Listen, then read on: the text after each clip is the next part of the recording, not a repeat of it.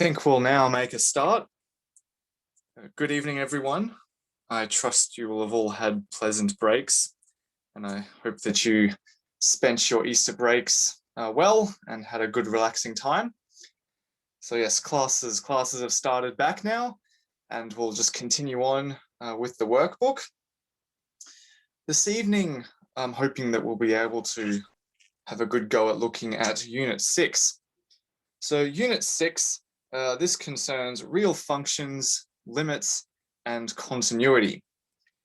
So maybe these are some terms you may have heard of before. Before we begin, I want to again give you some sort of motivation to hopefully convince you that these sorts of topics, these sorts of concepts are quite important for us to know about. Now, if someone was to ask me why is limits and continuity, why is that an important thing to keep track of?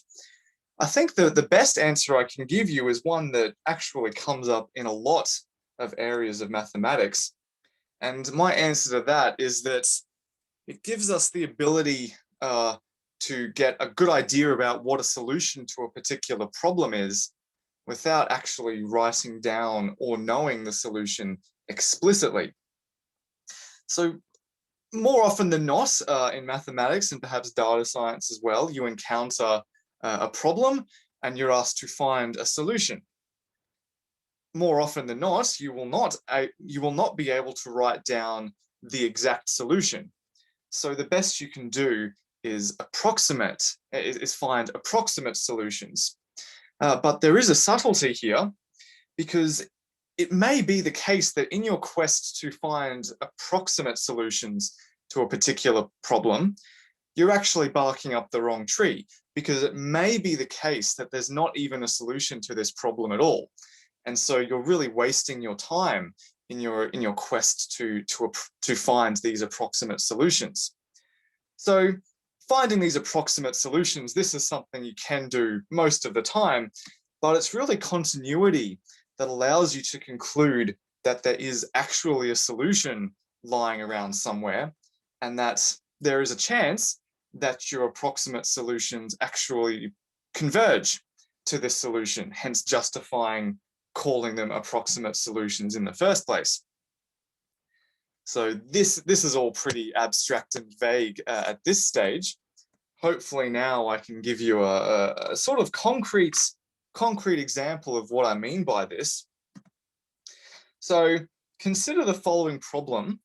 I've got so I've got a question here about where we can download the PowerPoints. After each lecture, what's going to happen is that I will be uploading both the PDF, both the annotated PDF that I'm dealing with in the lectures, as well as the original. They'll both be uploaded to GitHub. In particular, while these slides are not available at the moment, the slides from last time are available on GitHub. Perhaps some of you have managed to find the slides for Unit 5 on GitHub. Please have a go finding it there, and let me know if you have trouble with that. It should just be a simple download there. Okay, so the question is, we've got two functions here.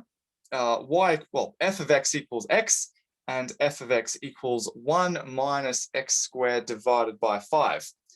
Here I've graphed these two functions here. They've got different colors. One of them's in red and one of them's in blue. The question the problem we're trying to solve is, can we find an intersection of these two curves? And you'll say, well, clearly there is an intersection.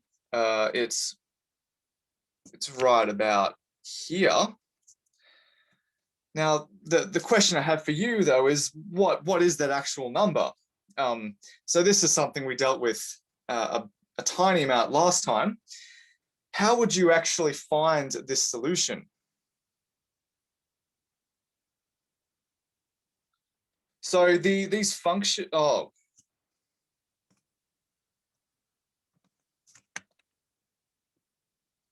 My iPad seems to be lagging behind. I'm going to try pausing my screen sharing and putting it back.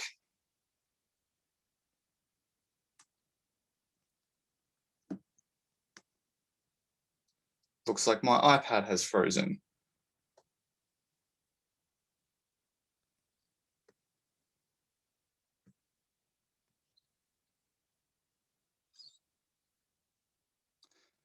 Bear with me, I'm sorry about this.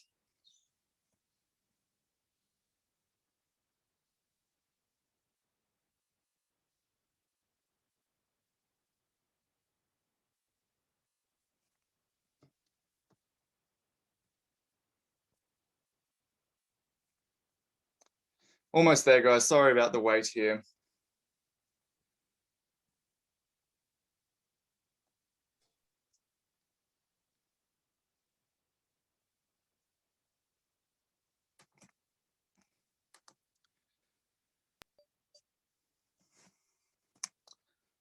All right, please just give me a quick confirm if you can see this now.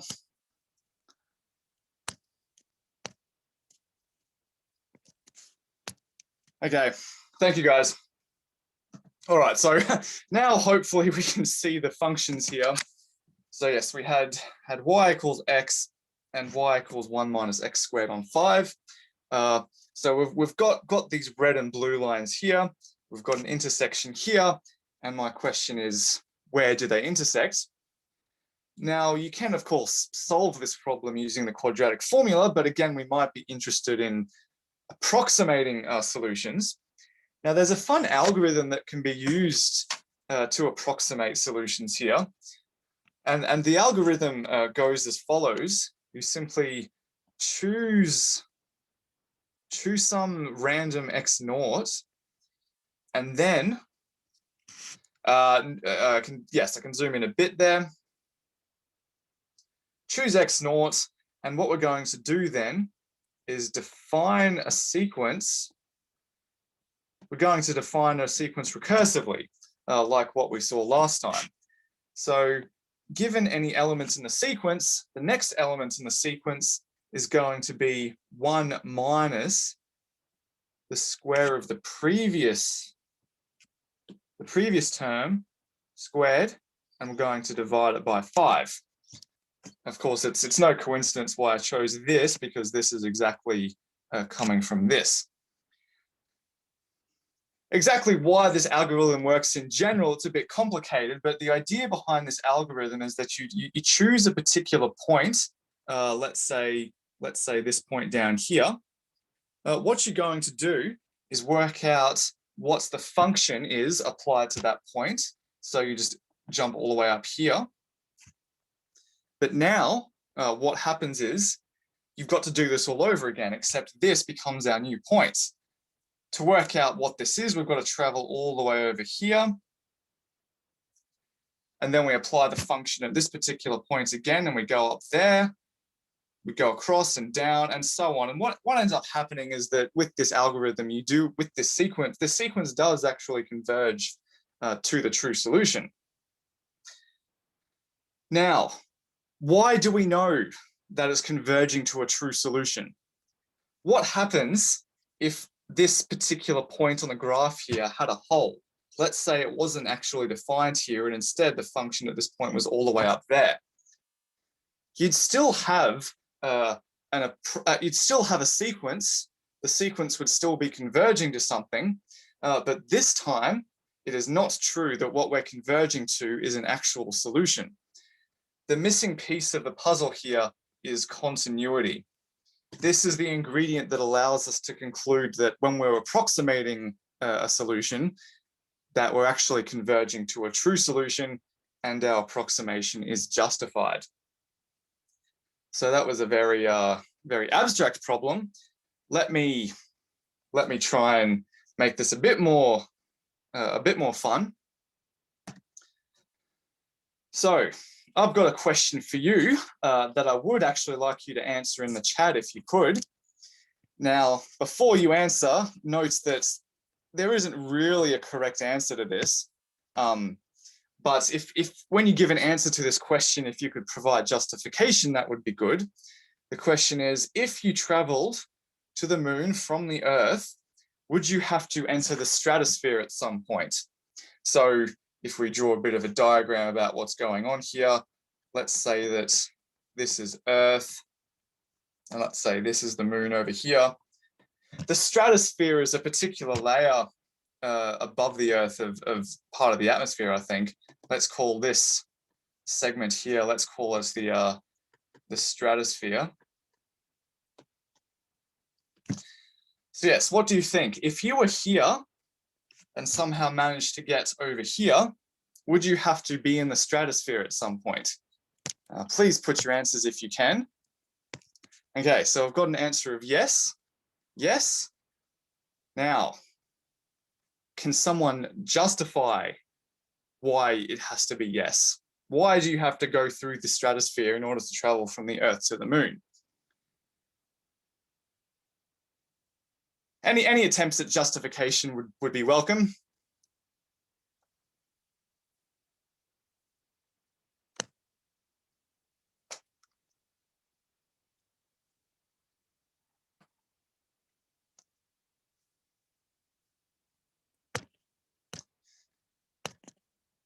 Okay, so I've got one attempt at a justification.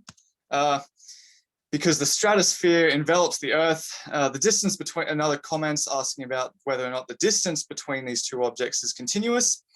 And another one is you can't travel by flash. So we've got, these are some good insights here. So the first comment here, because the stratosphere envelops the Earth, and a lot of these other comments that are suggesting that we have to travel through it. So yes, there are lots of good comments here, but I would say that all of these justifications that we must pass through the stratosphere, that is making an assumption. And the assumption is that our travel from the Earth to the moon has to be continuous.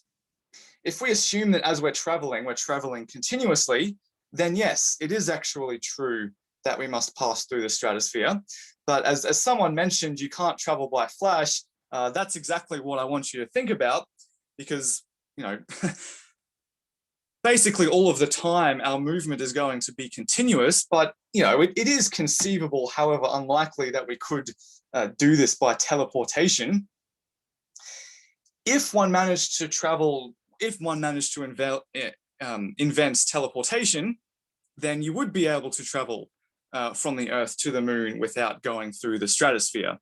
So I thought this was a fun picture here of the use of these hypothetical portals in one of the recent X-Men movies. So what is key here is that if you're going to claim that you have to pass through the stratosphere, you have to state that you're assuming that your travel is continuous. Because a priori, I don't really know. It may be the case that you have invented teleportation and no one knows about it yet. So in order to make the claim that you must pass through this, you need continuity. And the exact role that continuity has in making these sorts of justifications is more or less one of the things that I'm hoping we'll be able to go through tonight. So this idea of continuity, what is it? What is the idea of a discontinuity? So you may think that this example here of teleportation is a bit contrived, but there are actually in real life situations in which it's useful to both consider continuous models for things as well as discontinuous models. When I was thinking about discontinuities here, this scene came to mind.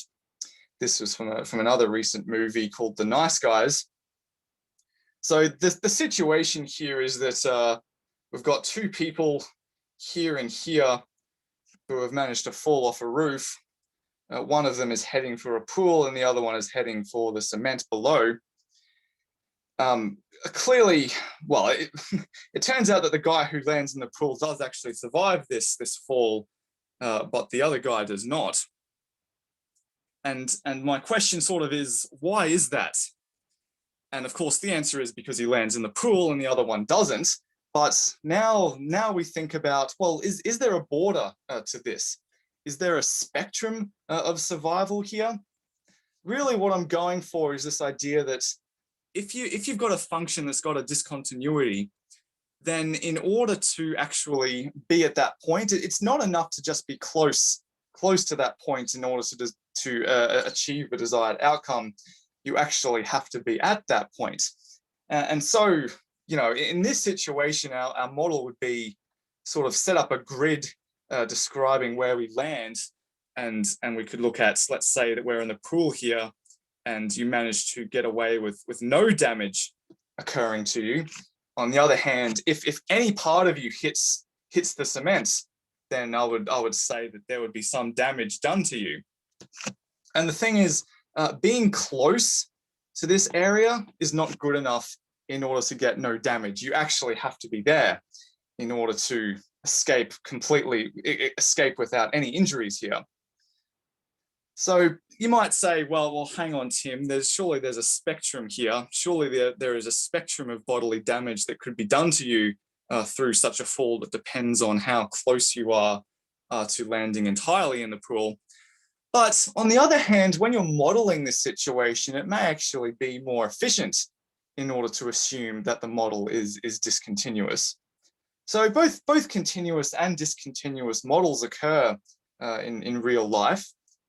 This evening, what we're going to focus on are the continuous models, and I'll be aiming to give you the tools needed in order to explore the mathematics behind these continuous models.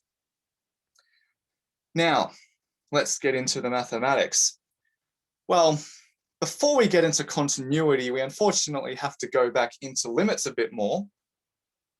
So remember, we did limits for sequences last time. Now we'll be looking at limits of functions. So to start off with, I'm not going to give you the exact definition of the real limit of a function, at least not yet. But the idea of a limit is that the limit of a real function close to a particular point A is meant to be describing what the values of that function are for values of x close to that point A. But for limits, it turns out we don't actually care what the value of the function is at the limit point itself. So another way of saying this is that, well, when talking about limits, we typically use the term approaches. We talk about f approaching a particular limit as x approaches A. The reason we say approaches is that it's meant to be the limit. So I've got a question here talking about the use of the phrase tends to.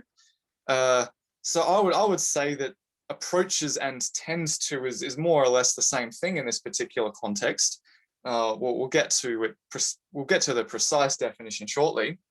But at the moment, before becoming super rigorous about this, we can think of a limit as a best guess of what the value of the function is at that point without actually knowing what the function is at that point. So don't worry, we'll get to some pictures shortly. So these are the pictures here. I think these pictures explain quite well what's going on with the limit. So we've got two different functions here. These two functions are different, but they're the same everywhere except for this point here at 5. Now, what's going on at this point, x equals 5? Well, for the left-hand function, the function actually achieves a value of 10 at the point x equals 5, whereas the second function achieves a value of 2 when x equals 5. Now, even though the functions are different, they really behave in quite a similar fashion for values of x around that particular point. You know, on the left-hand side here, we've got this upwards travel to the point 10, and we've got this downwards travel from the point 10. And this same behavior occurs on this side. This same behavior occurs for this function as well, even though the value of the functions at the specific point are different. So what we say here is that the limit of these two functions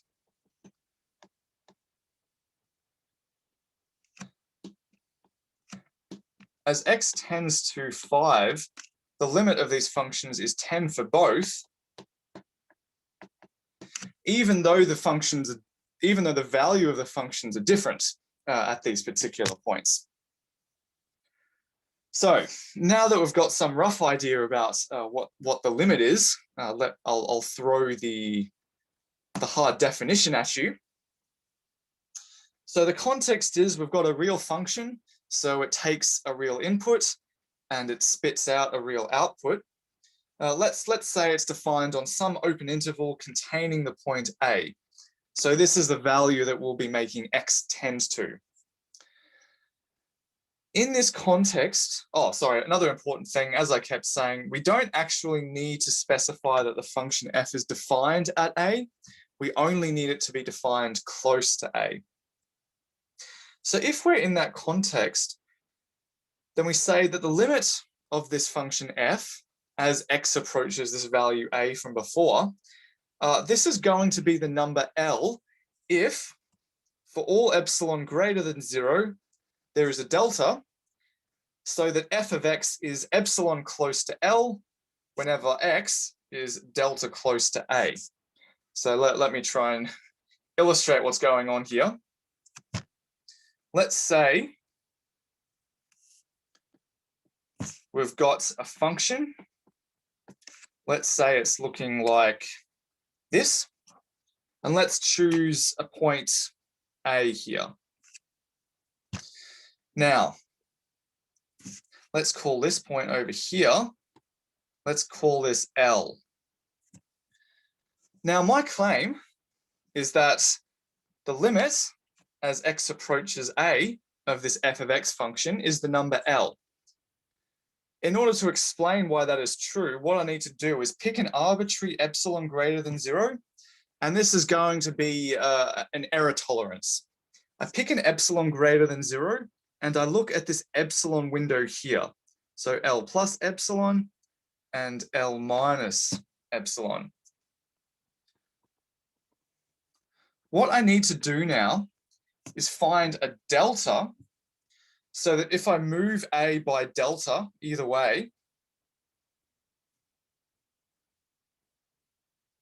then everything in here, then the value of f at any, the value of the function evaluated at any point in here lies inside this epsilon neighborhood here.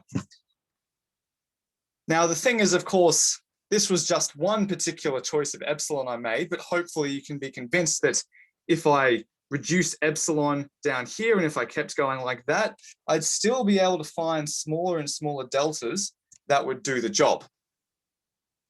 So this is what it means for a function to have a limit. Now, I'm sure you would have seen the shorthand for this. There is a nice and convenient way to write this expression here. If it so happens that the limit of f as x approaches A is L, and that can be written with this notation here. So in words, the limit of f of x as x approaches A, as x approaches A is L. Okay, so that was a bit involved there, but maybe I can offer you a more colloquial way of thinking about the limit, because this, of course, I can appreciate that this definition is pretty convoluted. A more casual way of describing this idea, I think, is as follows. If I say that the limit of a function is L as x approaches a particular value, what I'm really saying is that I can make this function f of x arbitrarily close to L by having x sufficiently close to A. But this, of course, is the exact same definition because when I'm talking about arbitrary closeness of f, this is where my epsilon comes into play, and this sufficiently close of x to A, this is measured with the number delta. So this is really the idea of limits there. Now, I can appreciate that that was tricky. So I'd like to pause for a brief period of time and invite questions or any requests for clarifications that you may have.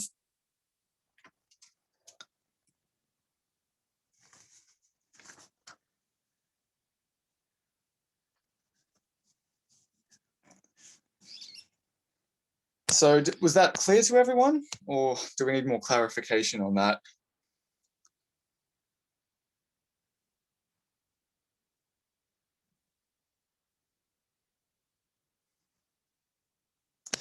So I've got some good comments here. Mathematical definitions overly make simple ideas overly complicated.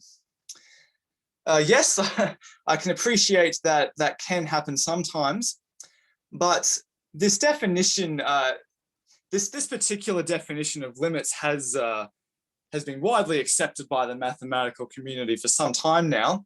And while it does seem complicated, the reason it has to be complicated is that we have to treat the idea of limits carefully, because sometimes if we're a bit careless with what we mean by limits, we can end up proving things that aren't actually true.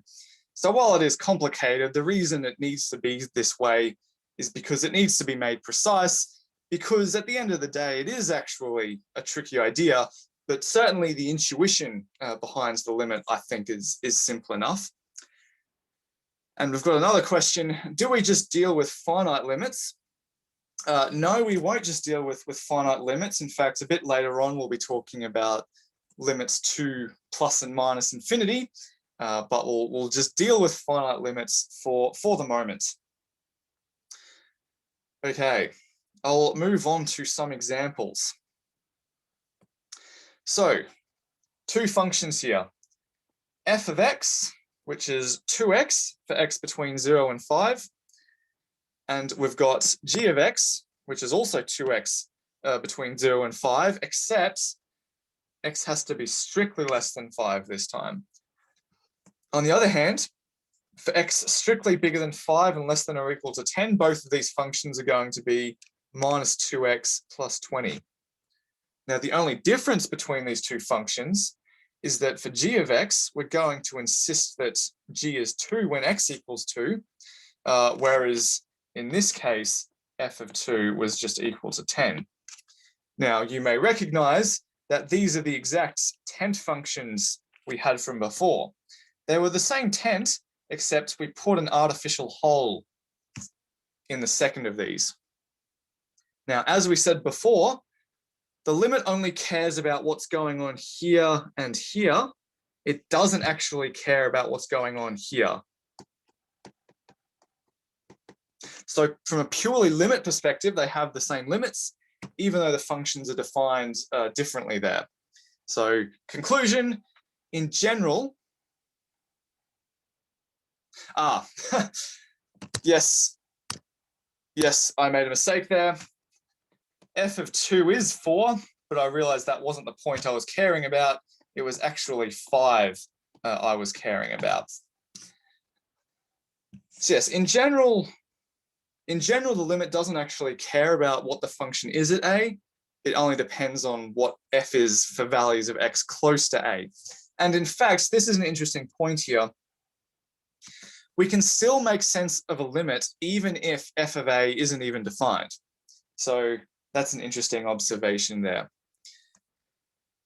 All right, let's start building up the theory of limits from the ground up. Let's have a look at the simplest examples of limits that we can think of. So, example, the two simplest limits I can think of. One, if I've got a function, f of x, which is flat at 1, so if we graph that, of course, what we're just going to end up with is just a flat horizontal line there. Then if I pick any point A in my domain, then the limit of this function as x approaches A is 1. Of course, this is perhaps a rather silly example. And of course, the reason it's 1 is because both before and after that point, the function is stuck at 1. So certainly the limit is going to be 1. On the other hand, if I define g of x to be equal to x and graph that, I'm going to end up with this straight line here. And of course, if I pick any point a there, the limit of this function as x approaches a is also going to be a, because that's what the function looks like both before and after that point. Now, in order to verify these limits properly, you do actually have to use this epsilon delta definition I introduced earlier, but I'm not going to pursue that in this class. We'll just take these limits as is and we'll go from there. So hopefully that's clear to you. Now, the reason I introduced these fundamental limits to start off with is that if I combine this with a nice theorem, which tells us about all of the great properties that limits have, then we can build this together to get a pretty good theory of limits of functions. So the setting of this particular theorem, I'm going to pick just some constant c. I'm also going to pick two functions, f and g.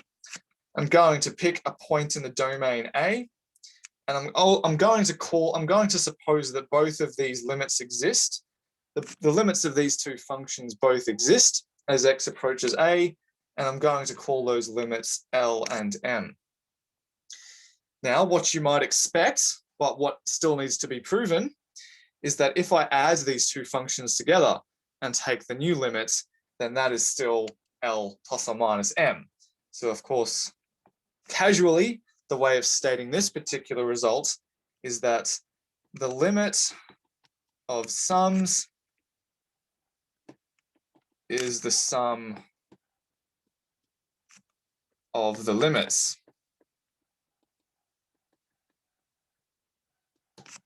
And of course, the same is true if you take differences of these functions instead. So that's that. On the other hand, if you multiply a function by just some scalar multiple, then the limit of that still exists, and it's going to be that same scalar multiple times by the original limit in the first place. So that's quite nice. Moving on, there's one other obvious operation we can think of, the product rule for limits. So obviously the way we write this is the limit of products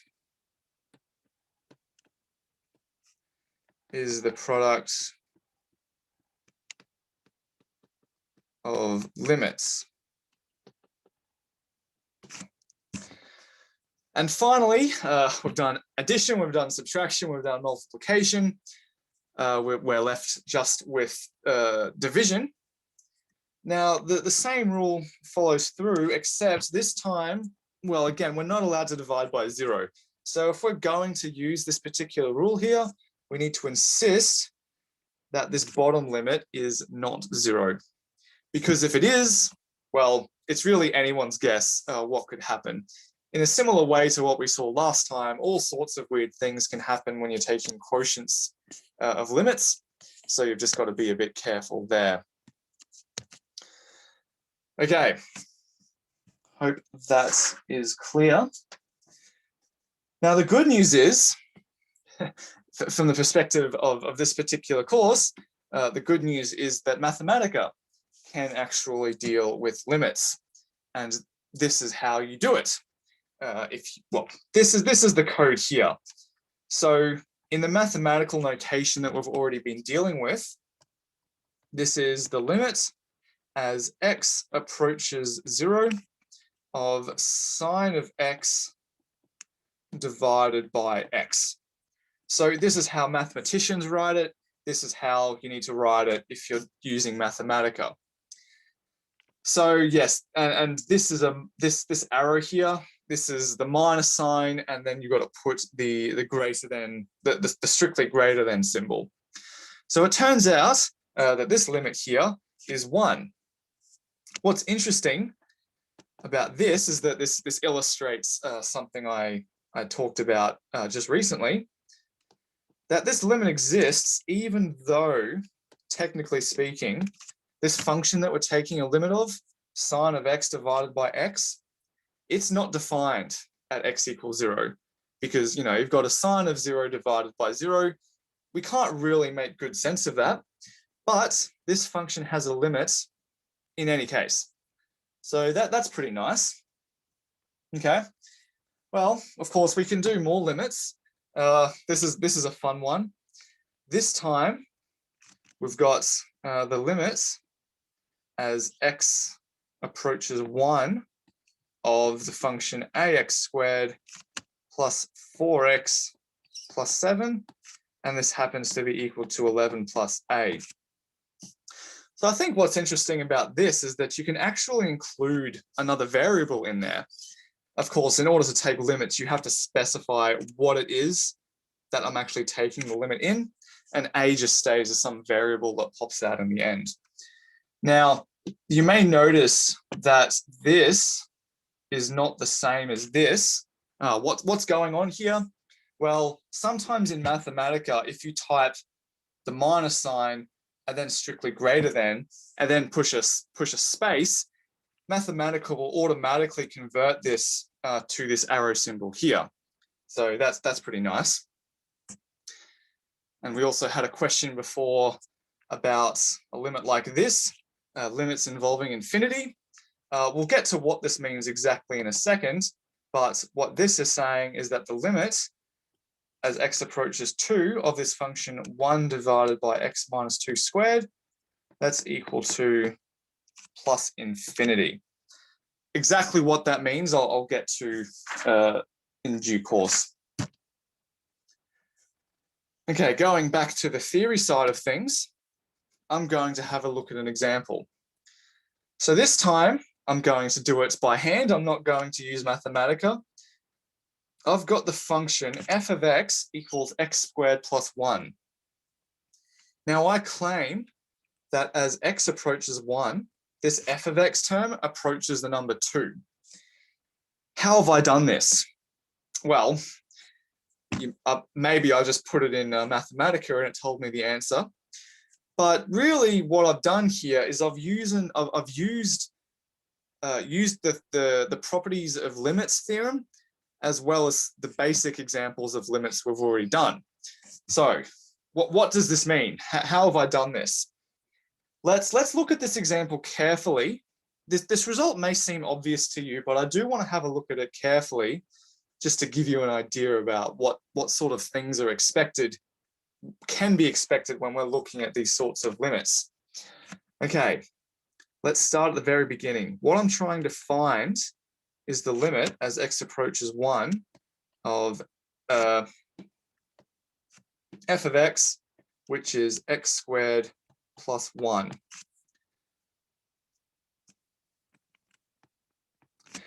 Now, by the addition rule for limits, I know that I can write this, because remember our limit law says that the sum of limits is the limit of sums. But remember, technically speaking, I'm only allowed to use this theorem if both of these right-hand limits exist.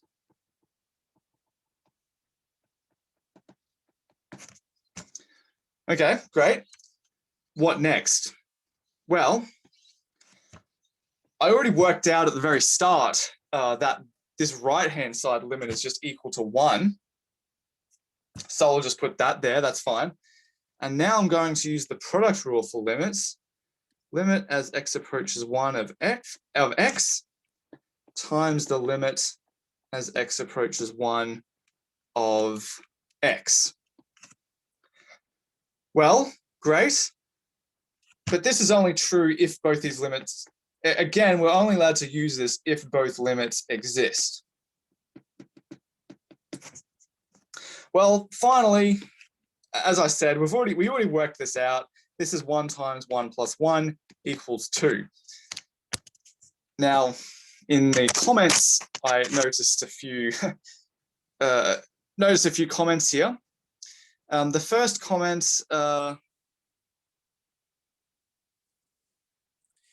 The first comment, I think, is suggesting that this function is continuous, and so we should just be able to put the value in.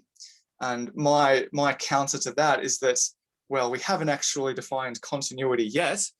And in order to do these limits for the first time, we do actually need to do it this way. Now, we've got another question, which is probably a good one. In the exams and the assignments, would we have to show all this working and state the rules? Basically, what I've just shown here, with this sort of working, you can show that this sort of approach works for any polynomial, because once you've established the limit laws for 1 and x, polynomials are just found by multiplying and adding these things together. So the rules work out as you'd expect. And so I'll suggest that from now on, unless a question explicitly asks you to do this, you won't have to worry too much about doing these limits for polynomials. You should just be able to put the answer in and everything will be fine. The reason I included it this time is because, well, I think it's important to illustrate that if we're trying to build all of this mathematics from the ground up, at this stage, I wasn't allowed to use all of the techniques that you were suggesting, and instead had to do it using these basic building blocks and using the basic properties of limits that we have. So in general, I guess in general, the assignments and exams, they'll be testing you on things much harder than this. So I would say that probably you don't need to worry about that. I hope that has answered your question.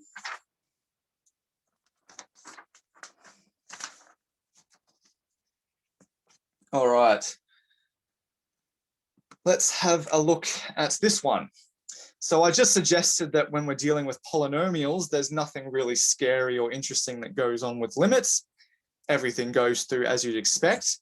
But now we're looking at a polynomial divided by another polynomial. What's going on here?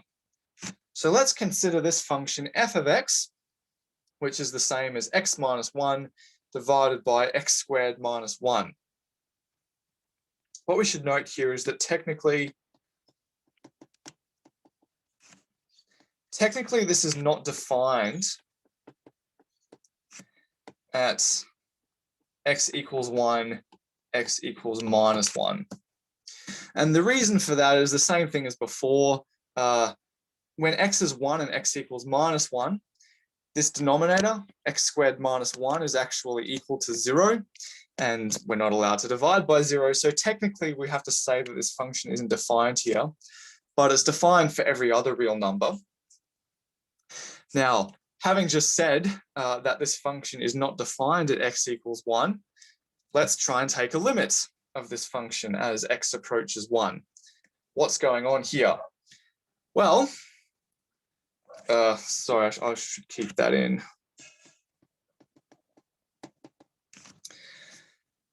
What can we do in order to work out this limit? We cannot use the quotient rule for limits, and the reason for that is that, well, that theorem explicitly ruled out using that in the case that the denominator is going to 0 as x approaches 1. As x approaches 1, this top is going to 0, and this bottom is going to 0 for the basic polynomial rules, because of the basic polynomial rules that we just discussed. So we've got a 0 divided by 0 issue here. So what do we do? How can we find this limit? This is something that maybe some of you have encountered before, and yes, someone just beat me to it in the comments. The trick for this one here is to factorize the denominator. So this is a difference of 2 squareds, x squared and 1, which is the same as 1 squared. What you can do is notice that, well, x minus 1 just carries through the top. On the other hand, x squared minus 1 is the same as x minus 1 times x plus 1.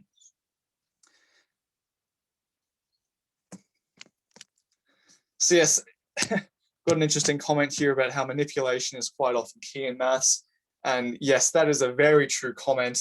Quite often, even for really difficult mathematics problems, the solution to the problem becomes almost obvious once you look at it the right way and once you know how to do the correct tricks. So in this particular case, we get 1 divided by x plus 1. Now, when you're doing this kind of computation, I would urge caution here, because if you just wrote that this equals 1 divided by x plus 1, I guess that's it's true in some sense, but it's also not true in another sense, because if you just wrote down 1 on x plus 1, well, now that is something that is actually defined for x equals 1. So one might get carried away in thinking that this new expression is defined at 1, so this old expression is defined at 1 as well. But no, because what we've done here is we've cancelled those things there. We've gone x minus 1 divided by x minus 1, that's equal to 1. That's only true if x is not equal to 1. Because if x does equal 1, you've got the same 0 divided by 0 error from before. Now, that's just a technicality. Technically, it would be correct to include this proviso here. But putting that aside, remember, limits only care about what the function is for values of x close to 1. It doesn't actually care about what the function is at 1 itself. In this particular case, the function isn't even defined at 1. But as I said before, it is defined for values of x close to 1. And in fact, it looks like 1 divided by x plus 1 for values of x close to 1. And we know what this limit is. As x approaches 1, this limit of 1 divided by x plus 1 is exactly equal to 1/2. And so that's the answer we're after. So that's quite nice. Now, let's move on to the squeeze theorem. So we've got a question here about this previous example. But where is x not equal to minus 1 disappeared? So in the background here, the fact that this function is not equal to minus 1, it's still important. Well, it's still true that this function is not defined for x equals minus 1. In fact, this function here isn't defined for x equals minus 1 either. But remember, limits only concern the behavior of a function for values of x close to 1. If we're sufficiently close to 1, we don't actually care that this function isn't defined at minus 1. So even though I guess it's annoying that this function isn't defined at minus 1, we're not looking close to x equals minus 1. We're looking close to x equals 1, which is why we don't actually address that particular technicality in this computation here.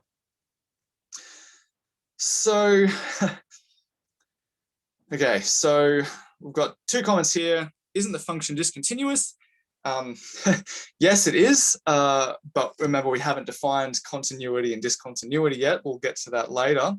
And another one that more or less confirming what I suggested, that indeed the fact that this function isn't defined at x equals minus 1 is not relevant, since we're only looking at limits as x is going to 1. Okay, before we take a break, I think we'll have a quick look at the squeeze theorem. So the squeeze theorem is something that we looked at for sequences, but luckily for us, there is a real function analog of this as well that applies to real limits. And the setting is more or less as you'd expect. You've got 3 functions here: a lower function, an upper function, and the middle one, which we actually care about. Want to find limit. Let's suppose that both the lower and upper functions have L as a limit, as h, oh my goodness, massive typo there, as x approaches a. Let's say they both have the same limit of L. Then the squeeze theorem will tell us that the function f has that same limit as well. And diagrammatically, what we've got going on here is exactly a squeezing or a sandwiching of these functions. So we've got a lower, looks like I've reversed the roles of my lower and upper functions, but that's okay. We've got a lower function and an upper function.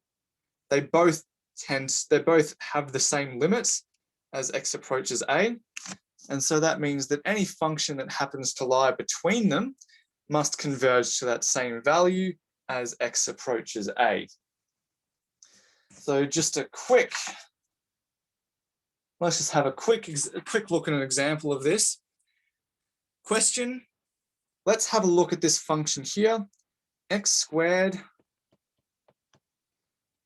times sine of 1 on x. We're looking at the limits as x approaches 0. Note that f of 0 is not defined. Because, well, I mean, we don't really know what it means to take sine of infinity. That doesn't really make much sense. So the function is not defined, but that doesn't preclude it from having a limit. What we see is the following. If this is the function I want to take a limit of, then in order to use the squeeze theorem, I need to bound it above and below by two different functions that have the same limit. Fortunately for us, we can pull an x squared out the front because sine of 1 on x is always less than or equal to 1, and it's always greater than or equal to minus 1. So x squared of that has to be between plus and minus x squared. And again, technically, we should say this is only true for x not equal to 0. But because we've got these inner and outer functions here, and we know that they both converge to 0 as x goes to 0, the squeeze theorem will tell us that the limit of the original function is also going to be 0. All right, thanks for your patience. I'll put it on for a break now. Yes, and we'll reconvene maybe a bit after 6 o'clock. So please put any questions you have in the chat, and I'll endeavour to address them when we reconvene. Talk to you shortly.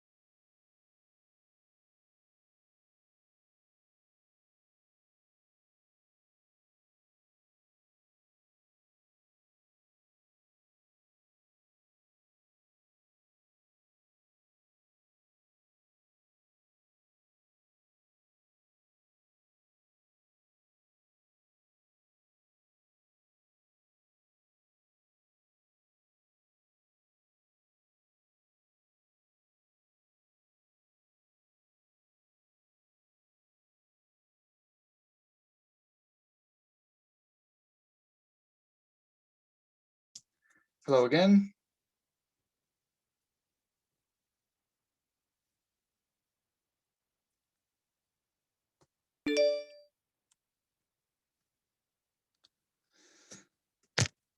All right. Hope everyone's ready to get back into it. We just finished talking about an application of the Squeeze Theorem that concerned finding the limit as x approaches 0 of x squared times sine 1 on x. It turns out that if you can bound this function by plus and minus x squared to show that the limit is 0. And this is true despite the fact that the function itself is not defined at x equals 0. Okay, now some other fun limit facts. Remember we saw when we looked at Mathematica before, we saw that if you take the limit of sine of x divided by x as x approaches 0, that limit is equal to 1. And we have these other fun two limits here. If you look at 1 minus cosine of x and divide by x squared, that tends to a half as x tends to 0. On the other hand, if you look at e to the x minus 1 divided by x, that tends to 1 as x approaches 0. Now, what you may notice is that none of these functions are actually defined at x equals 0.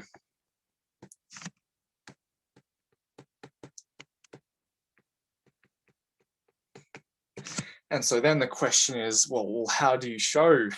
How on earth do you show that these limits are true? Well, this is something that I won't really get into now, but it really depends. The way you prove this really depends on how you define the sine, cosine, and exponential functions. So if you're interested in that, please ask me about it, and we can probably talk about it if you'd like. All right. Now, so questions here, are the derivations of these out of the scope? I would say that you do. I won't cover them now, but I would say that you do have, you possibly do have the ability to actually describe these limits for yourself. I guess this limit here, that the limit of ex minus 1 divided by x, I believe, I think, if I remember correctly, last time we actually defined the exponential function. Showing that this limit as x tends to 0 is 1, using that particular definition of the limit, it would be a bit tricky to try and prove that this limit is equal to 1. The way I would go about proving all of these limits would actually be by using different definitions for all of these functions. So, for example, I don't think we've discussed the definition of sine and cosine in this course to date. And so you got to first work out how you're even defining this function, and then once you've worked out how to define this function, you can make claims like this. So to some extent, I think it's slightly beyond the scope of this course, but not by too much. For example, with enough direction, I wouldn't be surprised if some of these questions ended up in a homework assignment or something. Okay, so that was 6.1. Now looking on to 6.2. So this is additional limit concepts. Now, one of these limit concepts is the idea of one-sided limits. So when you talk about limits, you're talking about values, looking at the behavior of the function for values of x close to a particular number. This time, for one-sided limits, we're focused on looking at the behavior of the function f of x for values of x, again, which are still close to a, but this time we're going to insist that we only care about what happens on one side of a. So if it turns out that the function is defined for values of x less than a, then we can talk about this limit as x approaches a from below. So the limit of f of x as x approaches a from below. This is in words what that equation is. What this means is almost exactly the same as our other definition of limits, except we only care about values of x that are strictly less than a. So in our casual way of describing this, we say that f of x gets arbitrarily close to L, provided you're only looking at values of x that are both less than a and actually close to a. Of course, you can flip this lower and less to greater and greater than in order to get the definition of the above definition of limit. So this in words is saying that the limit of f of x as x approaches a from above. So these are one-sided limits. If we give sort of a pictorial demonstration of what's going on here, if we've got x, actually I'll change this up a bit.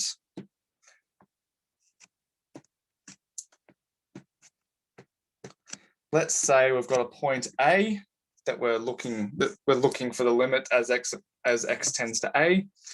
Let's say we've got a function, and let's say we've got the same function over here. When you're looking at limits from below, you only care about what's happening to the left of a. So for example, this function could do that, or the function could, be really stupid. But the fact is that since these behaviors are identical to the left of a, the limits as x approaches a from below are the same. So we only care about what's going on one particular side, and the side is determined by this superscript there. Okay, example. Consider the piecewise defined function f of x. This function is given by 1 if x is greater than or equal to 0, and it's given by -2 if x is strictly less than 0. So maybe you can have a quick think about the left-hand and right-hand limits while I look at this question. When we say that x approaches a, doesn't it only refer to the lower part? How do we consider the behavior of the upper part for the same function?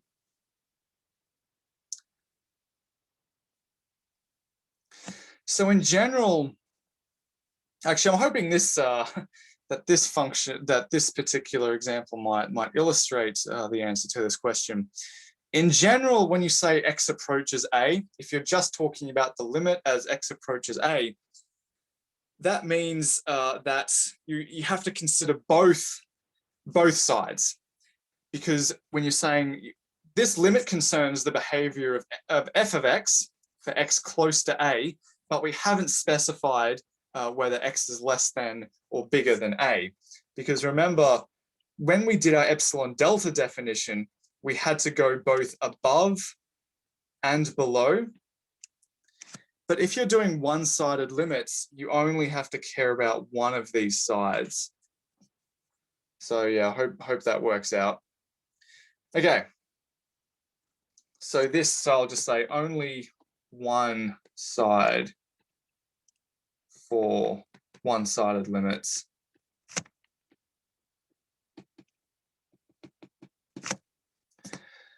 Okay, so a graph of this function is particularly straightforward. It starts, it's -2 all the way down here, and it's +1 all the way up here.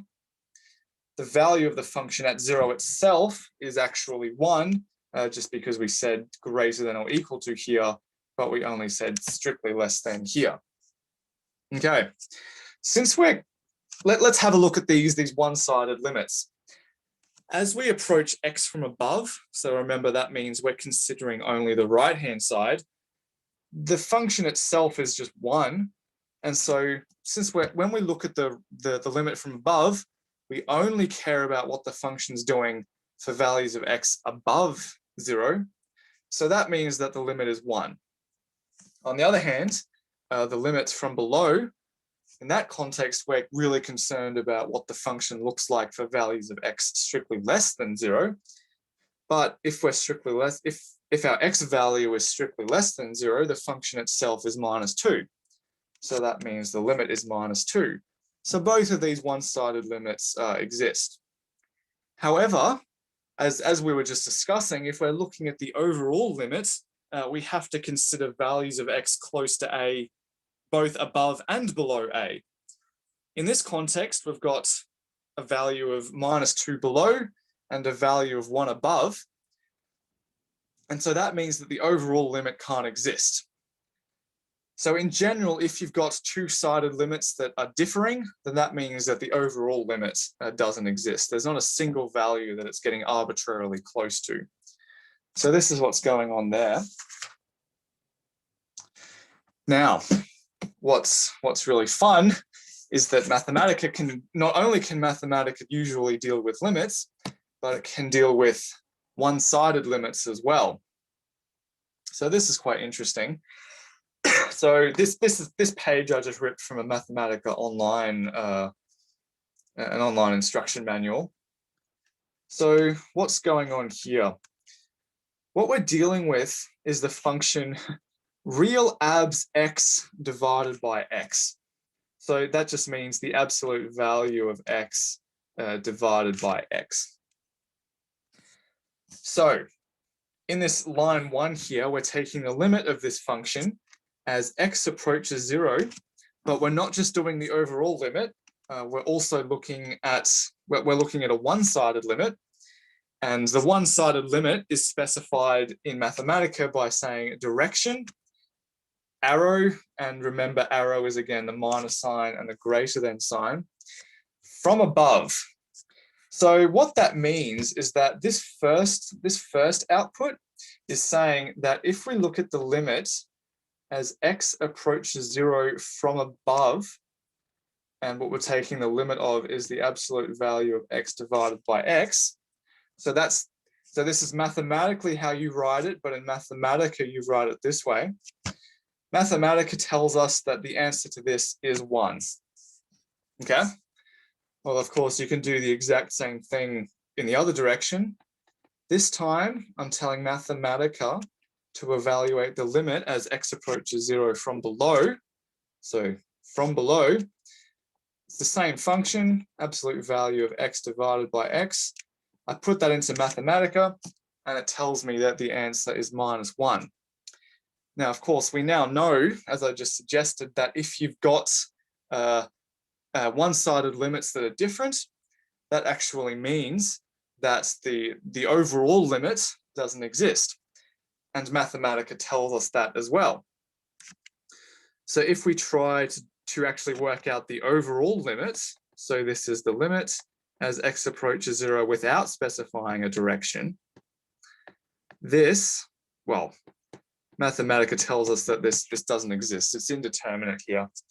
And Mathematica we also use Mathematica to plot what this function looks like in order to get an idea about what's actually going on here. So that was a bit of fun. Hopefully you can now use this to calculate several different limits using Mathematica. Now we'll get on to limits involving infinity. So this gets a bit tricky. When we say limits to infinity, casually, what we mean is that the value of the function gets arbitrarily large as x approaches a particular point. So formally, we have to say it this way. Let's suppose that we've got a function f that's defined in the neighborhood of some particular point a. We don't necessarily need the function to be defined at a itself. Then we say that the limit of f of x as x approaches a is infinity, or maybe minus infinity, if no matter what large L you think of, you'll always be able to find a delta so that f of x is actually bigger than that value of delta whenever you're within delta of that number a. So let's try and draw a picture here. Let's say a point of interest is a here, and let's say that this limit is infinity. in words, what that means is that this function gets arbitrarily large for values of x close to this point A here. Now, to make this precise, you have to describe what you mean by arbitrarily large. Arbitrarily large means you have to pick an arbitrary value of L. Let's just pick a value of L like this. In order to claim that the limit of this function is plus infinity, that means that no matter what L you choose, you should be able to find a delta so that if you go either side of A by at most this delta number, I made that one a bit too big. Oh, still too big. Then the values of f that are achieved inside this small neighborhood, they all lie above this value of L. And indeed they do in this particular case.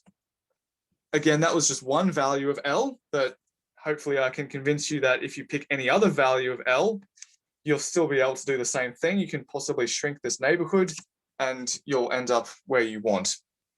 So that's what it means for a function to tend to plus infinity. Of course, minus infinity is basically in reverse. You need to get pretty small, and that's what it means for a function to tend to minus infinity. We can do this, we can do one-sided limits here as well, of course. We end up writing things like as the limit of a function f of x as x tends to a from above equals plus infinity. We can combine all of these previous definitions to make sense of that as well. So these are limits to plus and minus infinity. Now, of course, I know I can appreciate that you probably don't like these definitions. So intuitively, we should think of limits to infinity as follows. If I say that the limit of a function f of x as x tends to a happens to be plus infinity, what that means is that I can make f as large as I want by having x close to a. F gets arbitrarily large as x gets arbitrarily close to a. Of course, the minus infinity version of this is the same. It means that minus f of x gets arbitrarily large as x gets arbitrarily close to a. Okay, an example that should hopefully tie all of this together. It's a fairly common example. The example is the function f of x equals 1 divided by x. It turns out that the limit of f of x as x tends to 0 does not exist. However, what happens is that you get limits if you just restrict attention to one-sided limits. Because if I look at this left-hand side, if I look at the limit of f of x as x approaches 0 from below, that means I only care about the values of x that are less than 0. Well, if I'm looking at values of x that are less than 0 but close to 0, I can see I'm getting this minus infinity behavior here. So that means that the limit as x approaches 0 from below of f of x is minus infinity. On the other hand, if I'm looking at values of x that are positive and close to 0, well, this function is getting pretty large. In fact, it gets arbitrarily large. And so that means that the limit as x approaches 0 of f of x is plus infinity. And again, it's worth noting that we're getting all of these limits despite the fact that f of 0 is not even defined in the first place. So this is the idea of limits involving infinity. Now, of course, that was only infinity in the range. What happens, can we take limits as x approaches infinity? Well, of course, we can do that as well. Again, there's an epsilon definition in there somewhere. So the technical definition is, let's say you've got a function f of x defined for very large values of x. If I say that the limit of f of x as x tends to infinity is L, What that means is that no matter what epsilon bigger than 0 I choose, if I look at this particular error range here, it means that I should be able to fit the entire function within this error range by looking at values of x that are large enough. So in this particular example, if I choose k here, then whenever x is past k, the function is sandwiched between L minus epsilon and L plus epsilon. And no matter what epsilon I pick, I'll be able to find a new value of k. So that means that the limit is L. We can go backwards to minus infinity as well. So now we can do limits involving real numbers as well as plus and minus infinity. So I think that's all of the definitions of the definitions of limits that we'll look at. We'll now get on with some more examples. So example, let's have a look at the function f of x equals 1 divided by x like we did before. So remember, that was this function here and this function here. As x approaches infinity, this function is getting arbitrarily small, so that means that the limit is 0. But the same is true if we go to backwards infinity. We're looking at values of x so that minus x is very large, and we end up getting arbitrarily close to 0 as well. So that means that the limit is again 0. Now, last thing to point out, we've looked at infinities in x and we've looked at infinities in f. We can finally put all of these definitions together in order to make sense of these limits. The limits of f of x as x tends to plus and minus infinity, and we can make sense of when that limit is plus or minus infinity. Okay, we're now ready to look at some more interesting examples. We'll now be looking at ratios of polynomials. So let's say I've got two polynomials. The first of these is 2x squared plus 3, and the second of these is 3x squared plus x. What I'm interested in is the limit of this ratio of polynomials as x tends to infinity. Now, we're not allowed to use, technically speaking, we're not allowed to use the ratio rule for limits here, because the ratio rule only really applies when you're dealing with, the ratio rule only really applies when the limits you end up with are finite. But nevertheless, we can still do some interesting stuff here.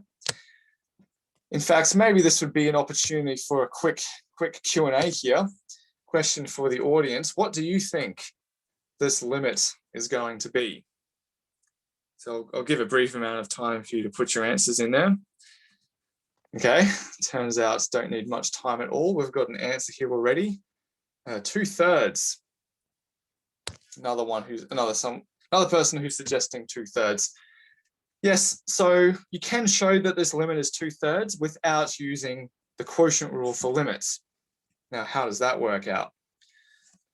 Well, I mean, f of x divided by g of x, this is equal to 2x squared plus 3 divided by 3x squared plus x.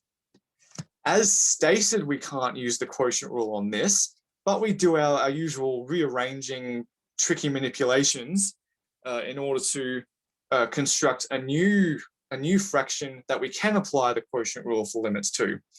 And the trick is to simply divide top and bottom by the leading order term here. So if I take these two functions and divide by x squared, I'm allowed to do it to one if I do it to the other. What I end up with is this new ratio, 2 plus 3x squared divided by 3 plus 1 on x. This is now something that I am actually allowed to apply the quotient rule to, because the top is converging to 2 as x goes to infinity, and the bottom is converging to 3 as x goes to plus infinity. And so now we're in a position to use the quotient limit law, and we end up with 2/3 as was stated. So this is how we're able to calculate this. Now, this isn't the end of the story for ratios of polynomials, this was just the very special case when they happen to have the same degree. What happens if they have a different degree? In particular, what happens if the degree on top is actually larger than the degree on bottom? So the particular example here is f of x equals x squared plus 5, and g of x equals x to the power of 1 plus 1. Again, we've got this issue where, we've got x squared plus 5 divided by x plus 1. If I'm wanting to take the limit of this as x approaches infinity, I can't really work it out immediately because, well, both top and bottom are going to infinity. So again, I've got a problem. I've got to do a bit more manipulation here to see what's really going on. This time, I'm only going to divide by x instead of x squared. I'm going to divide by the smaller of the two. When I do that, what I end up with is x plus 5, x on the bottom, 1 plus 1 on x. Now, in fact, the ratio rule isn't even going to help you here because the top is still going to plus infinity. So what do? Well, I've just said, therefore it's clear that the limit is infinity, but what's really going on here? Well, let's have a look at the top and bottom separately. And remember, since we're looking at x as x becomes really large, those are the values of x that we're going to be thinking of, because that's the limit that we're looking at. As x goes to infinity, 1 plus 1 on x goes to 1, whereas the limit as x goes to infinity of x plus 5 on x, this is equal to plus infinity. In particular, what that means is that this quantity here is getting arbitrarily large as x goes to infinity. But what are we doing here? We're looking at something which is arbitrarily large and dividing by something which is arbitrarily close to 1. Something quite large divided by something close to 1, that's still pretty large. And so therefore this quantity becomes arbitrarily large as x goes to infinity. So that means that the overall limit is again going to be plus infinity. So I hope that made sense. Okay. So that was that example. What happens if you're doing it in reverse? What happens if the degree that's the larger degree is actually on bottom? Well, if we're looking at f of x, for example, if we're looking at f of x equals x plus 1 divided by g of x, which is x squared plus 1 as well, so which is just x squared plus 1, then this time what we're going to do is divide top and bottom by x squared. Because when we do that, our new numerator becomes 1 on x plus 1 on x squared, and our new denominator becomes 1 plus 1 on x squared. We are actually allowed to apply the quotient rule for limits here, because the top is going to 0 and the bottom is going to something that is not 0. So remember, it's only the bottom going to 0 that we need to worry about. But in this context, the denominator is not going to 0, it's going to 1.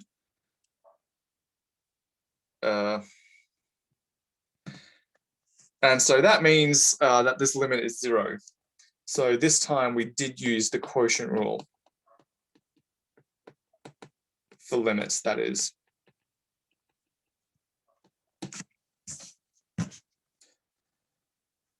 Okay, so that was division of polynomials.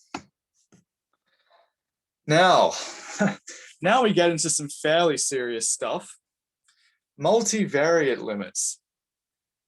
So we had a bit of a warm-up to this kind of concept in our discussions previously when we talked about the difference between overall limits and one-sided limits, because we found that in order for an overall limit of a single variable function to exist, we need both of the left-hand and the right-hand limits, or the from below and from above limits. They both needed to exist, and they actually had to be the same in order for a limit to exist. And this is where we're going when we're talking about multivariable limits. Now, technically what I'm doing here is I'm introducing multivariate limits without telling you what the definition of a multivariate limit is. But you can probably guess what the definition would be. It would be, well, for all epsilon greater than 0 for all epsilon greater than 0, there exists a delta greater than 0 so that f of xy minus, sorry, I should tell you what I'm actually defining here. Let's say I've got a multivariable function, f of xy, let's just say it's got two variables for the moment. And I'm looking at the limit of this function as x and y approaches a and b. Well, if I write this, what this means is that for all epsilon greater than 0, there exists delta, so that f is quite close to L. In fact, epsilon close to L, provided xy is close to AB. In fact, delta close. And of course, now your question is, well, what do I mean by this? Well, there are actually multiple equivalent ways of defining this, but one standard way is with the Euclidean norm. And that just basically means Pythagoras' rule. So you look at the difference in the x coordinate squared, and you look at the difference in the y coordinate squared. Okay, so that was all technical, but the impression I want to give you here is that it's the same sort of idea. When I'm talking about multivariable limits, if I say that a multivariable limit of a particular function f is L, what that means is that f gets quite close to L, f gets arbitrarily close to L, provided the xy vector is arbitrarily close to the point AB. Now, the thing about this definition is I haven't specified a direction. I don't care where our x and y are, I only care that they're close to A and B. So what that means is that we've got the same sort of problem of different ways to approach the limit. In the single variable case, we could go from below and we could go from above. But in the multivariable case, we've got heaps of different ways to approach. And so this is why it tends to be a bit harder for multivariable functions to have limits. So anyway, we'll look at this particular example here. We've got the function f of xy, which is given by x squared divided by x squared plus y. Now, again, technically, we've got to take the point 0, 0 away from the origin. There's a bit of a typo here. I really should have brackets. I should have both curly and round brackets there. So this function is not defined for the point 0, 0. Does f have a limit as xy approaches this point 0, 0? Okay, I'll invite participation here. What do you think? Do you think this function does have a limit as xy approaches 0, 0? And what do you think the limit is if you claim it exists? I'll give a brief amount of time for that.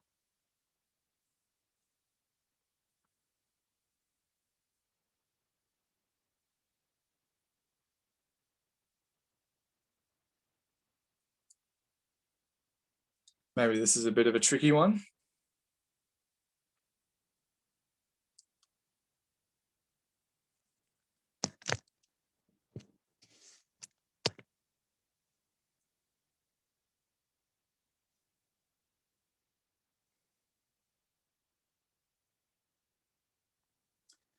Okay, maybe I've got you with this one. Maybe this is a bit too tricky, but that's okay. Well, we'll see what's going on here. It turns out that the limit does not exist. Now the question is, how do you show that? Well, remember what I'm trying to show? I'm trying to determine whether there is a particular value so that f gets quite close to that value for x and y quite close to 0. So that means I'm looking at x, y that really close to the origin here. Now the thing is, I'm only looking at x and y that are close to the origin. I haven't said where in the circle they are. I'm just saying that I'm interested in what happens when that circle has a really small radius. So in particular, what that means is that if a limit did exist, that means that it'd have to be the same when I sort of reduce this to a single variable problem. I pick a single direction of approach, and if I look at the function f along each of these different lines, they should all have the same limit. Do they? So when you're showing that multivariable limits don't exist, a good approach tends to be to pick different lines of approach and show that the limit, as f approaches your point of interest from those different lines or different curves, that you end up with different answers. Okay, so for this particular question, in order to show that the limit does not exist, it turns out that two good ways to approach the origin are along the line y equals 0, and also approach along the line x equals 0. Now, the first of these, if I'm insisting that y is equal to 0, then what is this function equal to? Well, it's equal to x squared divided by x squared plus 0 squared. Well, that's actually equal to 1. But again, remember, I have to insist that I'm not at the origin, so I need x to not be 0. So that means that all along this line, the function f is equal to 1. So that means that f must be approaching 1, at least if you're approaching the origin via this line here. Well, what about the other way? Well, if you're looking at the line x equals 0, then this function f is given by 0 divided by 0 squared plus y squared. And this is equal to 0. Again, you need to make sure that you're not at the origin. So y is not equal to 0 for this particular computation here. The reason we now conclude that this multivariable limit does not exist, that's because these numbers are different. So as soon as we've got a multivariable limit where the function is approaching different values depending on the way that you approach the origin, that means that the limit does not exist. So maybe all of that was a bit abstract. Here's a graph of what's going on here. So we've got the x-axis in this direction, and we've got the y-axis in this direction. Let's see, I might have got that the wrong way around.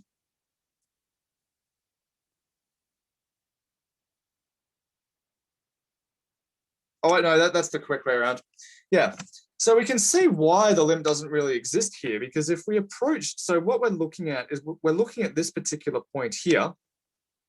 Now you can see a bit of a hole here, and that's reflective of the fact that the function isn't really defined at this point. However, you can see that if you approach along the line where x equals 0, this function stays at 0, whereas if you approach along the line y equals 1, you get something which is not 0.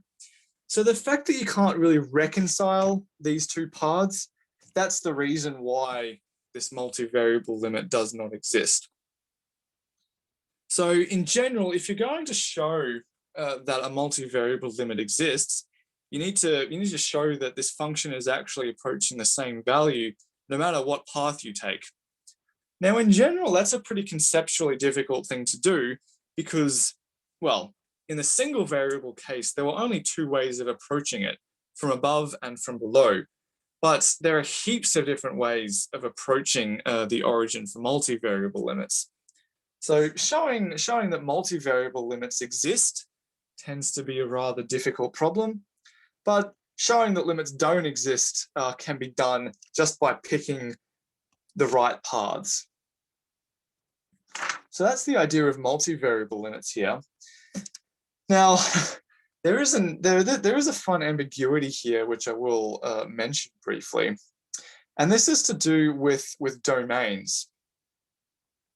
So sometimes you might have a multivariable function, and it may happen that your multivariable limit does not exist, but you can make it exist just by ignoring all of the parts of the domain that are causing you grief. So for example, if you've got a function and it has a domain and you're given a particular domain for this function, but you're actually interested in a smaller domain for this function, then you may actually get away with finding a limit even if the overall limit doesn't exist. Typo there. So to make this precise, let's consider this function here. So we've got a function f, which has two inputs, x and y, and what it's going to spit out is x squared plus y squared, at least if x squared plus y squared is less than 1, and it's going to be 0 otherwise. So let me give a rather cheap explanation of what's going on here.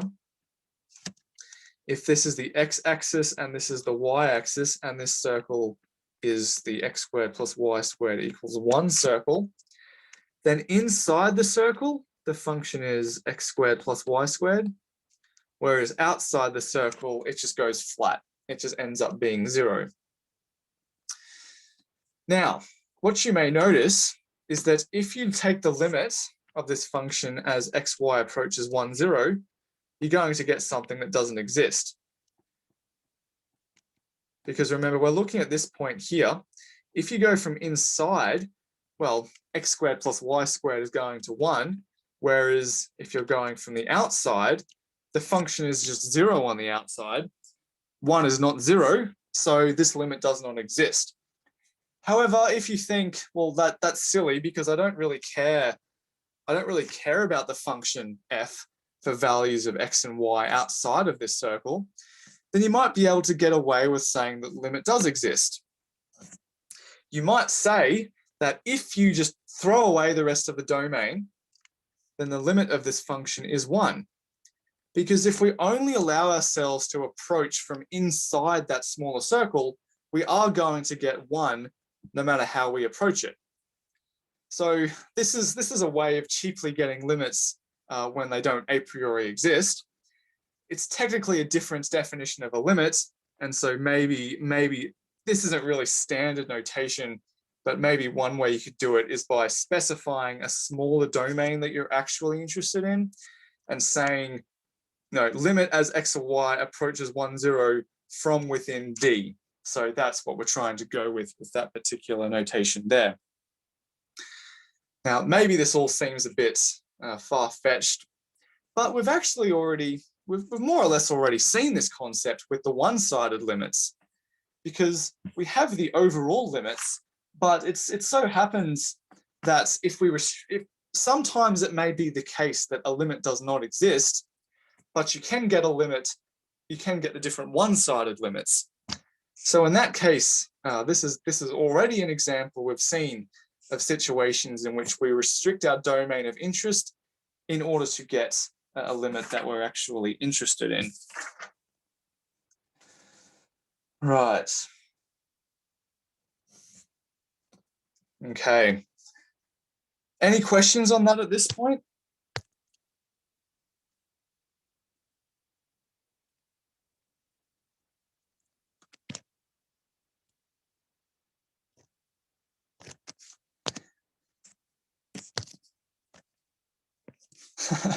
Okay, no questions. All right, so we finally get to the main point of interest this evening, what I started talking about, the idea of continuity. So I might go through quickly the definition of continuity before we have our next break. So continuity is a combination of things.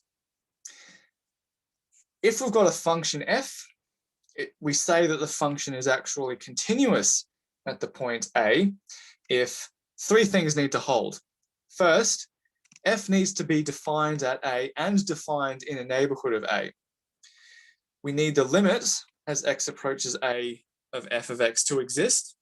And we also need the limit to actually be the same as the value of the function itself. So remember, when we were discussing limits, I kept stressing that for limits, it didn't actually matter what f of A was. It only mattered what f was doing for values of x close to A.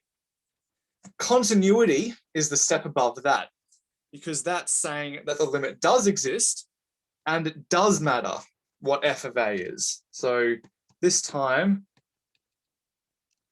it matters what f of A is.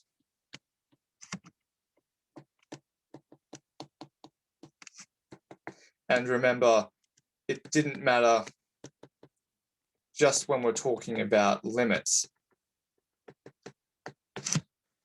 Now, if you're talking about functions of a single variable, colloquially what it means to say that a function is continuous is that if you draw it with your pen, you should be able to draw the function with a single stroke of your pen. However, if the function has a discontinuity, what that means is that there is a point where you have to lift your pen up before you can keep going.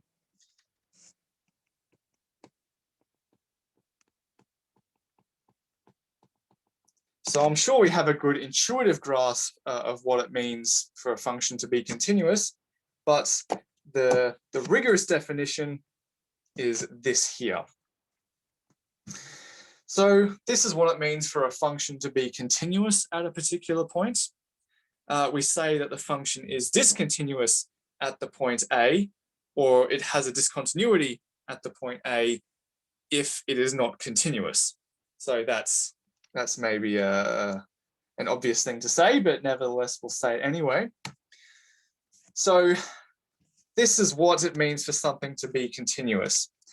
No matter what, if you pick a point A and you say that the function is continuous at the point A, then that means that if you look at the limits of this function as x approaches A, you're going to get a particular value, and that value is exactly what f of A is, i.e. there are no holes in this point here. So this is graphically what it means for a function to be continuous. Might just do an example before we break, or maybe I'll answer this question here.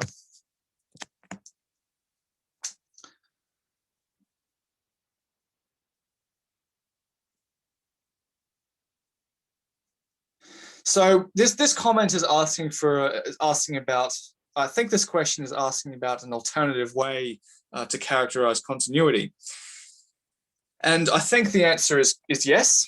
Another way to characterize continuity is by saying that f of A is the same as the left-hand limit,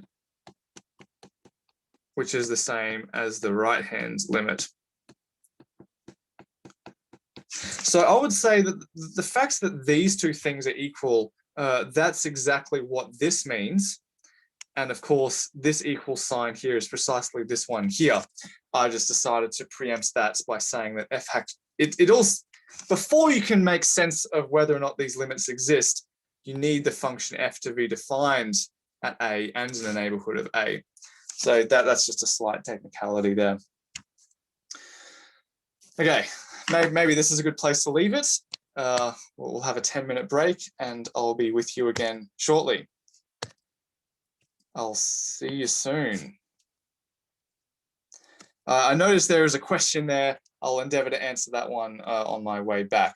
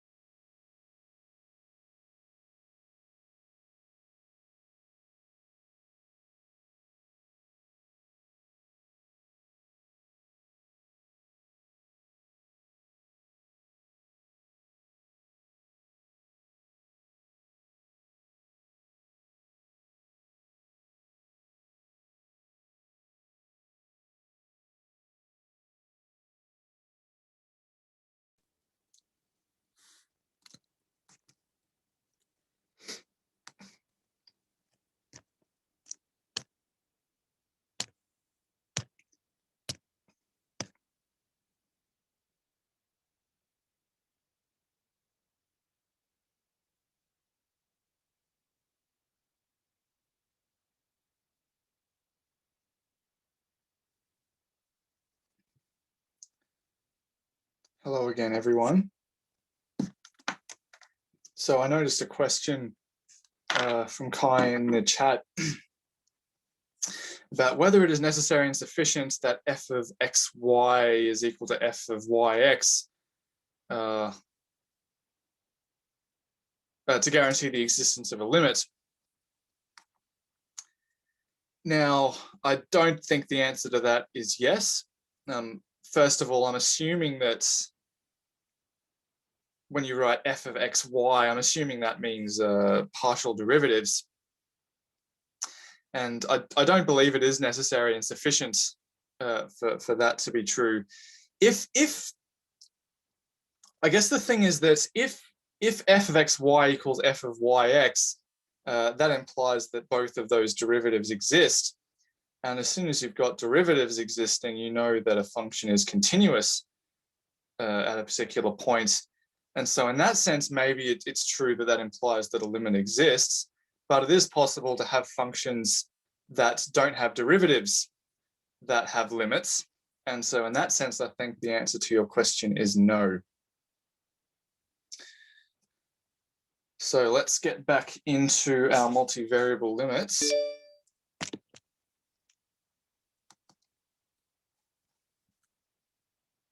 Sorry, back into our continuity.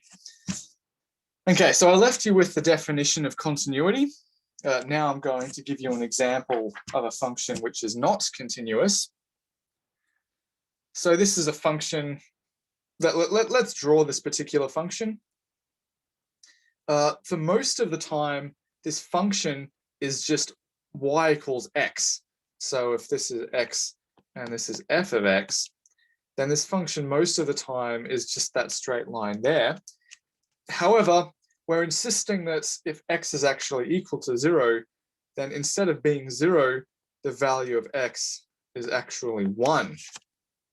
So you can see we've got a jump discontinuity here. The way to see that rigorously is to notice that the limit of this function as x approaches 0 is actually 0. Because for values of x that are close to 0 but not equal to 0, f of x is just x. And so the limit is the same as the limit as x approaches 0 of f of x is just going to be 0. However, f of 0 is not the same as 0. And so therefore we've got a discontinuity here. So there's the picture there, much better than what I drew. So yes, this is an example which illustrates a discontinuity there. Now, what about this example? F of x equals 1 divided by x squared. We've got it graphed here, and basically we've said that we're allowed to talk about limits to plus and minus infinity. And for this particular example, the limit as x approaches 0 of 1 on x squared is actually plus infinity. Now, even though that limit does exist, f of 0 is not defined, and so therefore f is discontinuous at 0. Now, you might say, well, could we just artificially define f of 0 to be plus infinity to make this function continuous?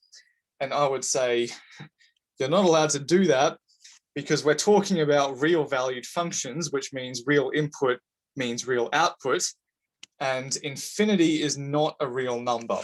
It's more of a concept. Infinity just means arbitrarily large, and we're not really allowed to define f of 0 to be plus infinity, unfortunately. So there's an example there. Another good one is f of x, which is given by x plus 1 if x happens to be greater than or equal to 0, and x squared if x is less than 0. Now, the natural place to look at limits here is 0. Now, if we look at the left-hand and right-hand side limits, we find that they're not the same.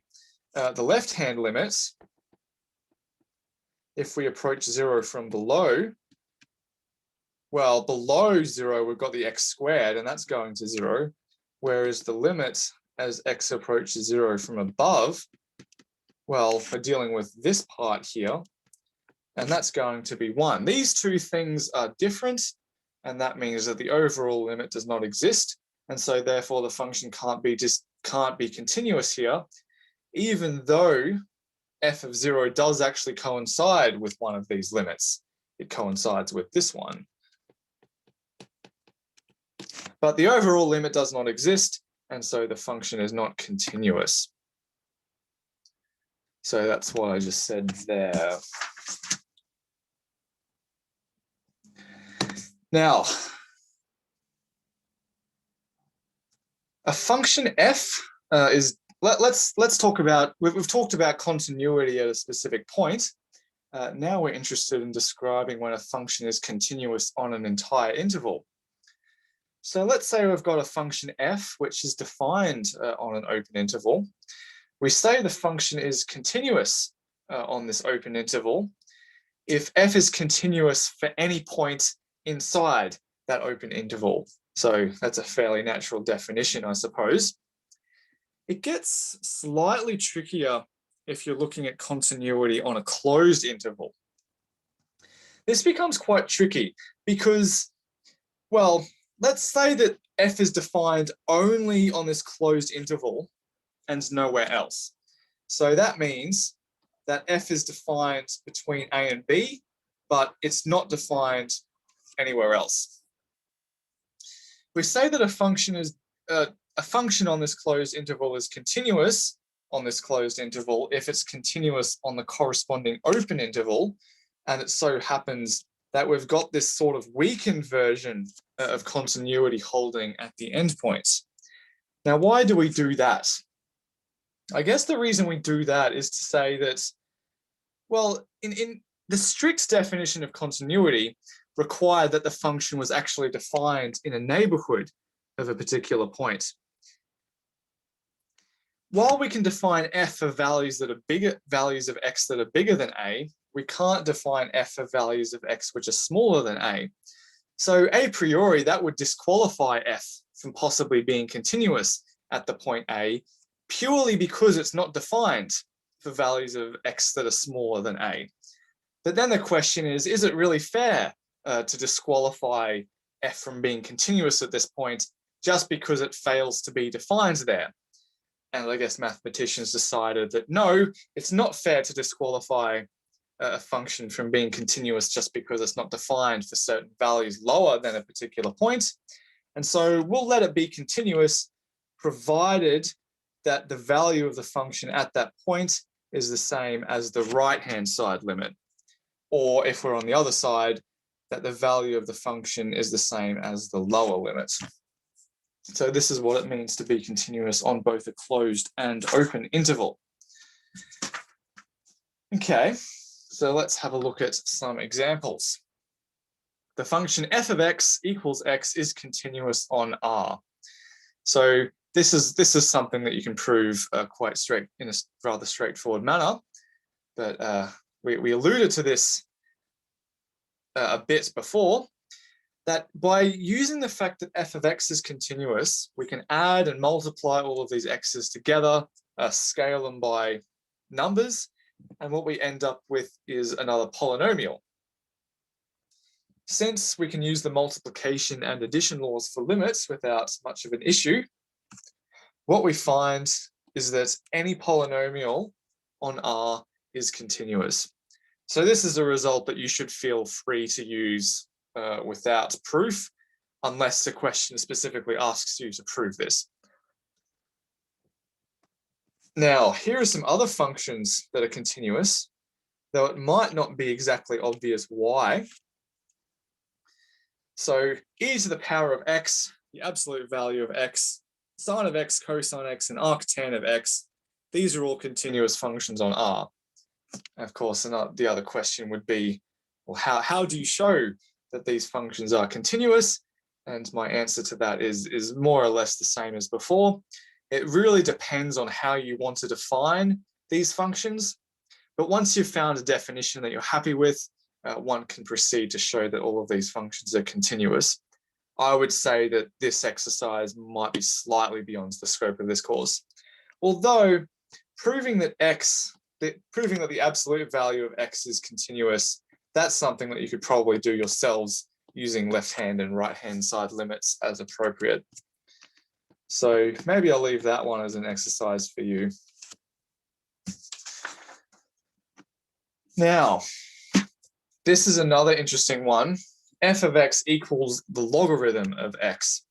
So remember, one of the ways you can define the logarithm of x is the inverse of the exponential function.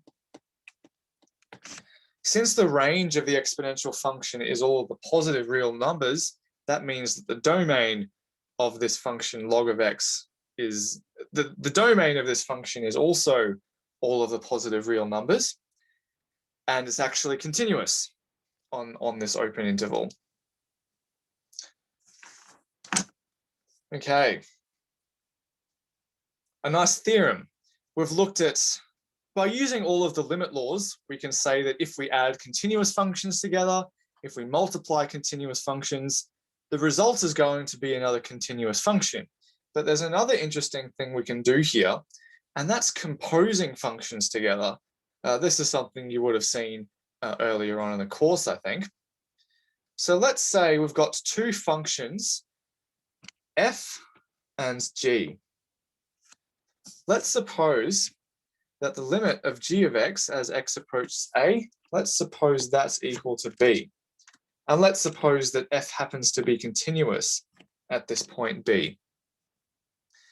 Then what's really nice is that the limit of f of g of x as x approaches a, that's going to be equal to the same as just f of b itself. So what's essentially going on here?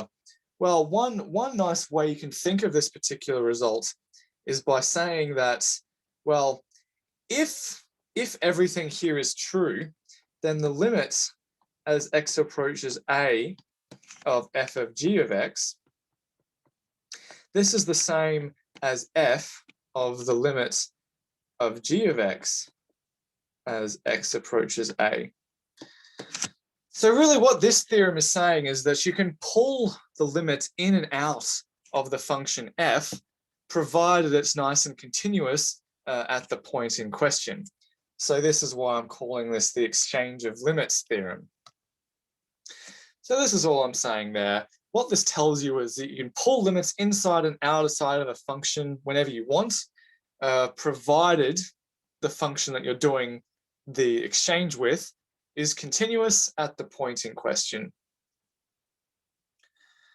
Now, one nice corollary of this is that, well, in the same way the sum and product of continuous functions is continuous, if you've got two continuous functions g and a, and you compose them, then the resulting function is also going to be continuous. So this is nice. That means that whenever you have a stack of continuous functions and you compose them all together, the result is still going to be continuous. And that's a useful thing to note. We'll touch briefly on the multivariate version of continuity. So it's more or less what you'd expect. Continuity means that the limit of a particular function as you approach a particular point, so that, has to be the same as the function actually evaluated at that point.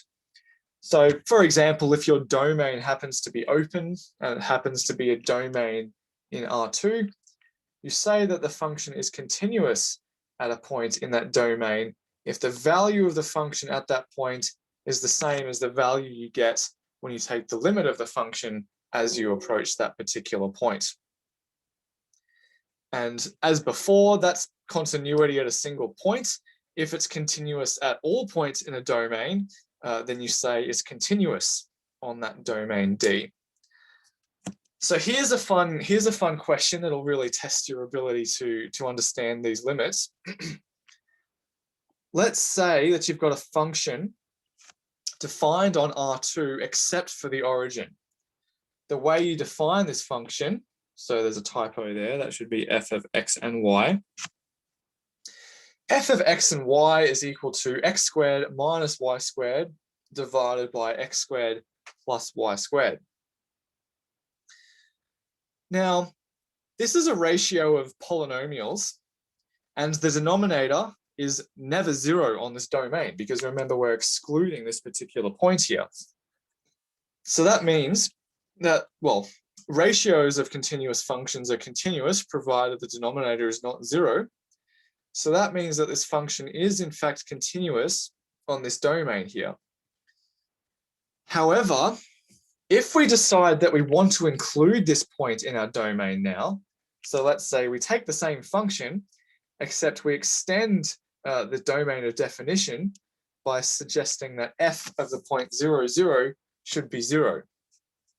Now, the result is not going to be continuous anymore, because in order for this function to be continuous, we'd have to have that the limit of this function as we approach the origin, that would have to be 0.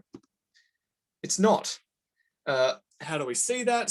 Well, this would be an exercise for you, I suppose, to show that this limit is not 0, but you can do it, of course, by looking at the x equals 0 path and looking at the y equals 0 path and showing that the function f approaches different values along these different paths.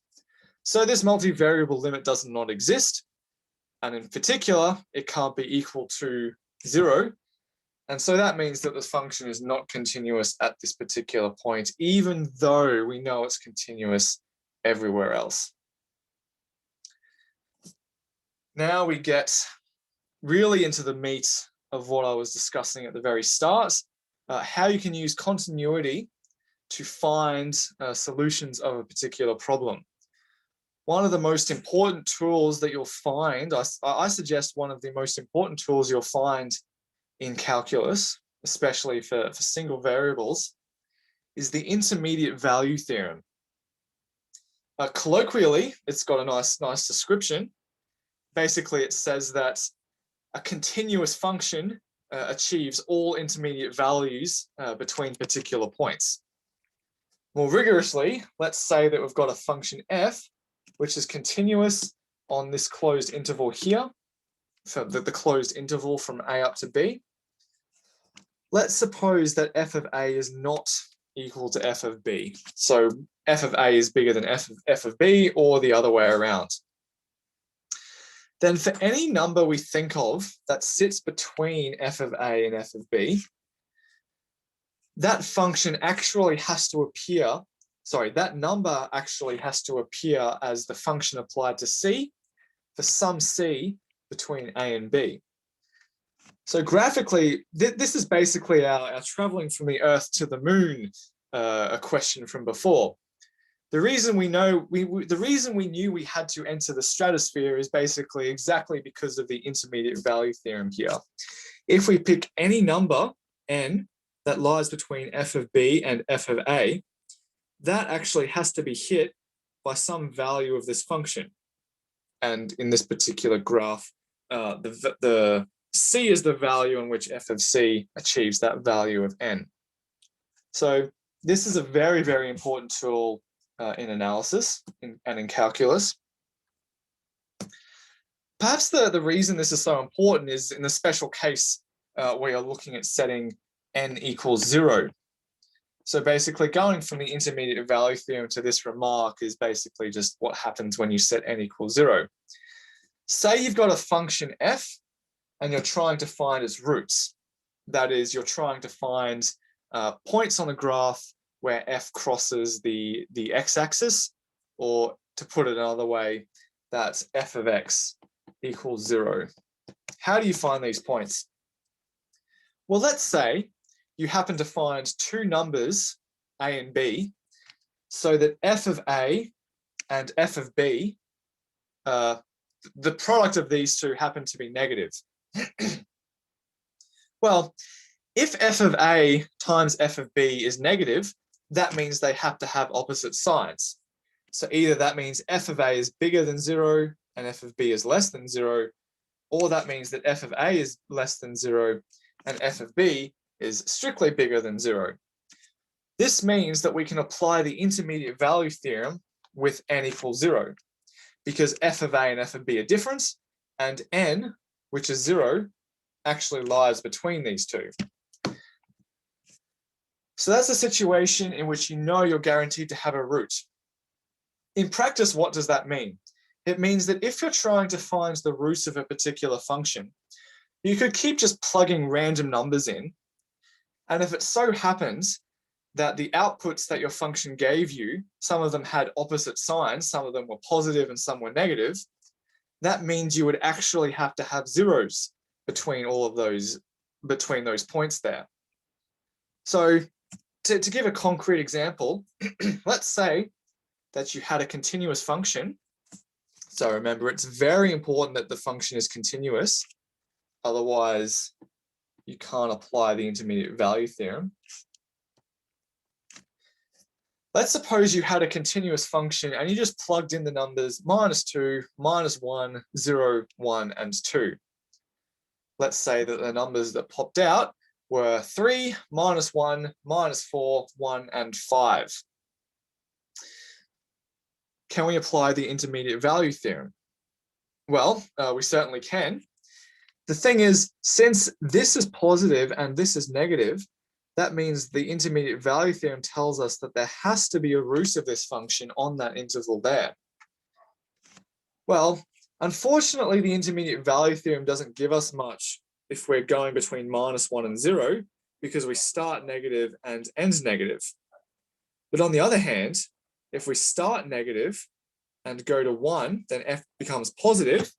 In order to travel from negative to positive, we actually have to cross the x-axis, which means that there has to be a root on this interval as well.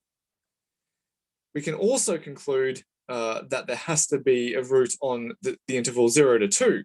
It may be the fact that the root we find on the interval 0 to 2 is the same one we found here, because, well, between 1 and 2, we're traveling from something positive to something positive. The intermediate value theorem cannot be used to conclude it actually dips down to the x-axis and then goes back up. So that's how one can use the intermediate value theorem to find roots of something. It should be noted, however, that, well, more or less what I said before, we can't use the intermediate value theorem to conclude the existence of roots on these intervals, because on these particular, that should be a 2 there. Because on these particular intervals, we start and end at the same time. So continuity doesn't guarantee that we're going to cross the x-axis. But we still got some good information from that, so that's pretty nice. Now the question is, how do we actually construct such a root? And usually this is done using the bisection method. So how does this work out? Let's suppose that we've got a continuous function defined on the closed interval so that the product of f at the endpoints is strictly less than 0. So remember, the intermediate value theorem tells us that there does actually have to be a root of this function on that interval. The question is, how do we actually construct that root? Well, we're going to use, this is essentially an algorithm that we're going to introduce here. I want to know what C is, or at least I want to get a really good guess of what C is. I need to start with something. I need to start with a guess. My initial guess my first initial approximation is going to be basically the midpoint between A and B. So if this was A here and this was B here, I'd be guessing that, let's just guess that my root is going to lie about here, because this is the point D. If it so happens that the root did lie exactly halfway between these points, then we'd be done. We'd have found the exact answer. More often than not, of course, we're not going to be so lucky. So if it so happens that f of D is not 0, then the way we're going to proceed depends on whether D is positive or negative. So since f of D is not equal to 0, that means that f of D has to be either positive or negative. So that means that if I take the product of f of A with f of D, or the product of f of B with f of D, at least one of those has to be negative. Because remember, f of a and f of b have opposite signs. And so that means that f of d has to have an opposite sign to exactly one of f of a or f of b. And we're going to proceed depending on which one we strike out with.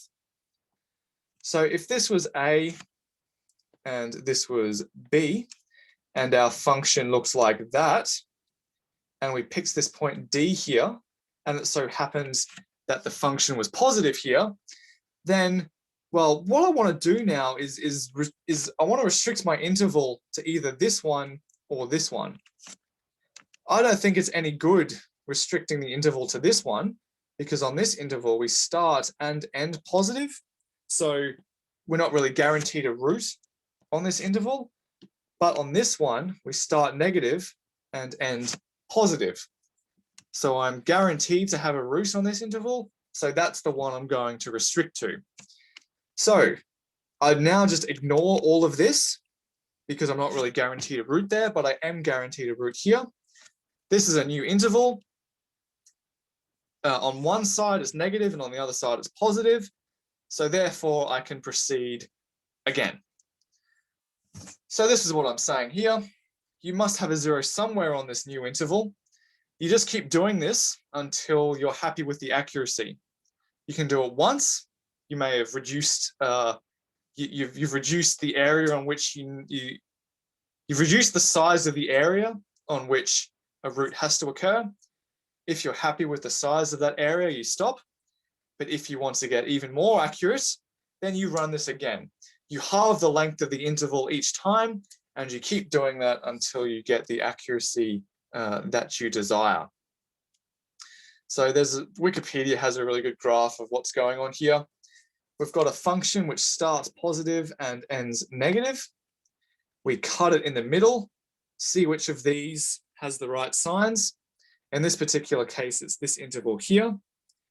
We halve it again and see which interval the function has the right signs on, and then keep going.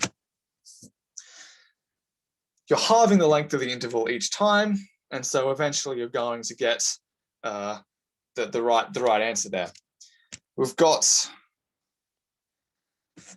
a question here. Is the bisection method proven to be the optimum in terms of complexity? Why not the trisection? So these are some good questions. There are lots of different ways of trying to approximate the root of a particular function. I would say that in general, I imagine that you could probably find specific examples of functions where the bisection method works better than the trisection method. So, for example, if to give you a really silly example, if you had a function where you did actually have a 0 at exactly a halfway between the two, then the bisection method would actually be better because you got the answer straight away. Whereas if you used a trisection, you would actually miss that. So I think in terms of accuracy, it depends on the function. Maybe some methods are better than others, but also you don't want to make things too complicated, because at the end of the day, you want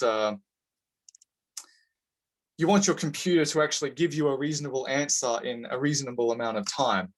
So there's plenty of literature on this. I would invite you to find it if you can. But I think the bisection method is one of the easiest to get your head around. So we'll just leave it there. I hope that's a satisfying answer. I know in general when someone gives an answer of it depends, I guess that's unsatisfying, but I'm afraid it's probably the best I can do at this stage.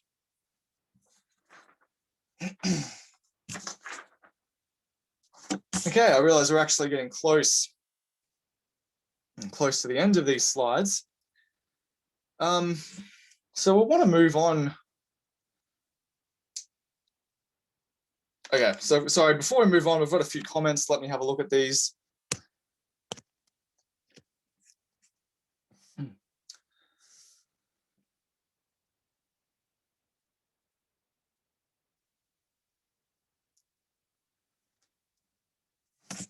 So one comment here was a request to explain the last example before the bisection method.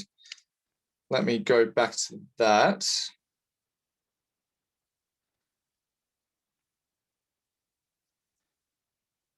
Okay, so I've got an interesting question here. So going back to this example, the comments was a question on why points can't be a root, why some points can't be a root and some like -1 can't be a root. So I think what the question here is, why can't there be any roots on this interval here? Now, that's a good question, and maybe it's indicative that I didn't explain this carefully enough. What I'm saying with this sentence here, I'm not saying that there aren't any roots on this particular interval here. So let's draw a picture.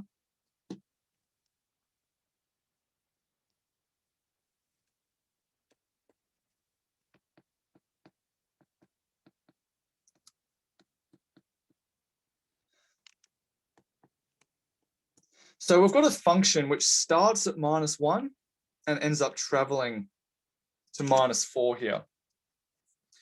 It is actually conceivable that there are roots on this interval. For example, we could jump up and back down, or we could just go straight down. So when I say that the intermediate value theorem cannot be used on the intervals -1 up to 0, I'm not saying that there aren't any roots, because, well, clearly with these examples, there could be some roots. But all I'm saying here is that we can't guarantee that there is a root, because as soon as if we're traveling from minus to positive, I can guarantee that there has to be a root somewhere there. In fact, there could be heaps of roots there. It's just that I'm not able to use the intermediate value theorem to guarantee a root. There may in fact be roots there, but I just can't show that there are roots there. So I hope that answered your question. Please speak up if that's not the case.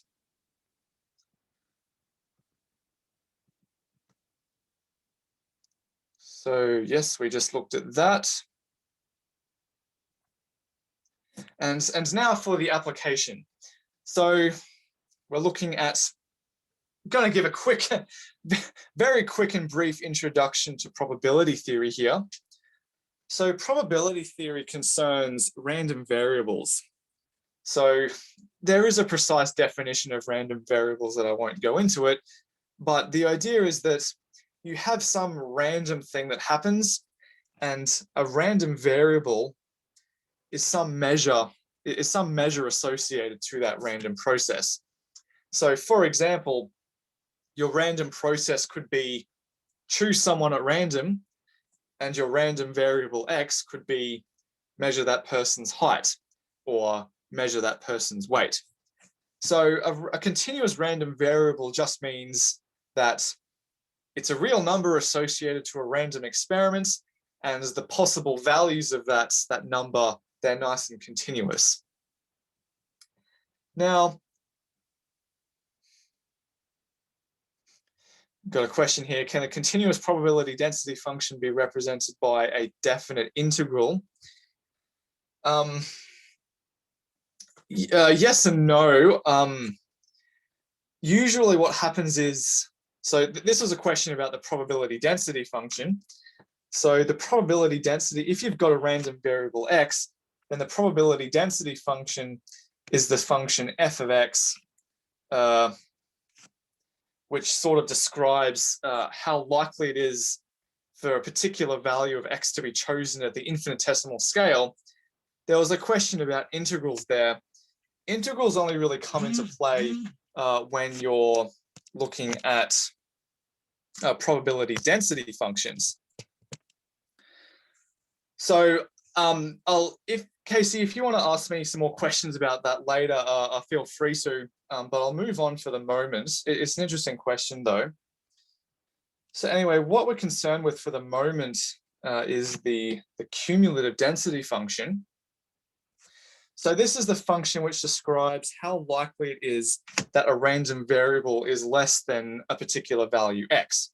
So for example, if x is the height of someone,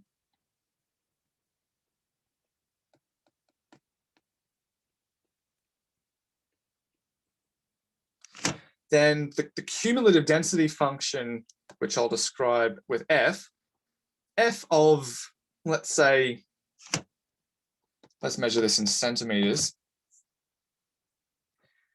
The value of f of 150, say, this is the probability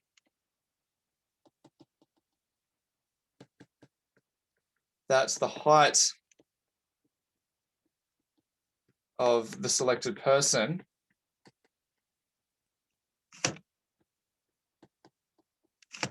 is less than or equal to 150 centimeters. So this is the idea behind the cumulative density function.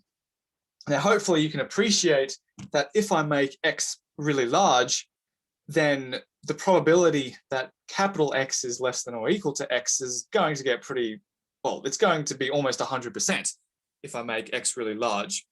On the other hand, if I make x really, really small, then it's pretty difficult for capital X to be less than or equal to x, so the probability shrinks to 0. So this is not a probability course. There's lots of good theory behind this. Unfortunately, I don't have the time to do that justice tonight. But I do want to give some graphs and some examples of this here. One very important class of cumulative density functions and probability density functions are the normally distributed random variables. So these are the bell curves that I'm sure you're familiar with. With these bell curves, there's basically only two parameters. You've got your expectation, which is this mu here, and you've also got sigma squared, which is a description of the standard deviation. So this is the probability density function.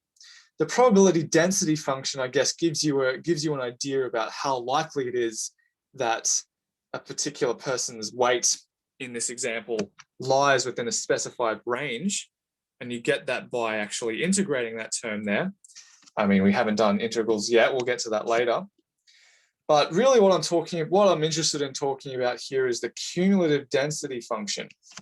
This describes how likely it is that a particular random variable is less than or equal to a particular real number. And as I suggested before, it starts close to 0 and is always going to end close to 1. Exactly how quickly and where it travels from 0 to 1 depends on the random variable, of course. So this is the cumulative distribution function. What you may notice is that these particular CDFs are all nice and continuous. Now, in real life, what you're going to have is a random variable whose cumulative density function you don't know. And it's your goal as a researcher to work out what that cumulative density function is. Now, how do you do that? Well, you take samples. You run this experiment n times and you record all the results. You record all the real numbers, x1 up to xn. And that should give you some information about what the cumulative density function looks like. However, of course, you'll never be able to know exactly what the cumulative density function looks like. So instead, you approximate. The approximation that you make with this data is called the empirical cumulative distribution function. Now, this is a function which gives you it gives you an approximation to your cumulative density function based on the data you have. Now, I won't draw too much, but the idea is that let's say you're a bit naive and you only do this experiment once. What is this empirical cumulative distribution function going to look like? Well, if you only do this experiment once, then basically all the information you have is to say that, well, there's no chance of being anything less than that, and there's no chance of being anything more than that, which means that your empirical cumulative density function starts at 0 and at your data point decides to jump all the way up to 1 and then keeps going like that. Well, that's a pretty silly approximation to the cumulative density function. Let's take another data point. Let's say that I had another data point that was over here. Well, then at this point, at this point you would jump up to a half, and then when you got there, you jump all the way to 1 again. So as you keep doing this with more and more data, hopefully you're going to get a better and better approximation of what your true cumulative density function actually is. But the thing I want to emphasize here is that this empirical cumulative distribution function, it's actually discontinuous. It's got all these jump discontinuities, all of the data points. So this is a situation in which you've got a continuous function. There's some continuous function lying in the background somewhere, and we're trying to approximate it with discontinuous functions. So this comes up all the time in statistics, and it's a ubiquitous situation in which you need to approximate a continuous function with a discontinuous function. That actually brings us to the end of the material I wanted to cover tonight. So we'll end a bit early. So thanks everyone for your participation and your attendance. We'll endeavor to put these slides up on GitHub as last time. So I'll leave it there. Thanks everyone for coming. I'll stop the recording, but please feel free to stick around and ask questions for a bit if you would like. I hope you have a good week, everyone, and I'll be around for consultation next Monday. Otherwise, I'll see you same time next Tuesday. See you around.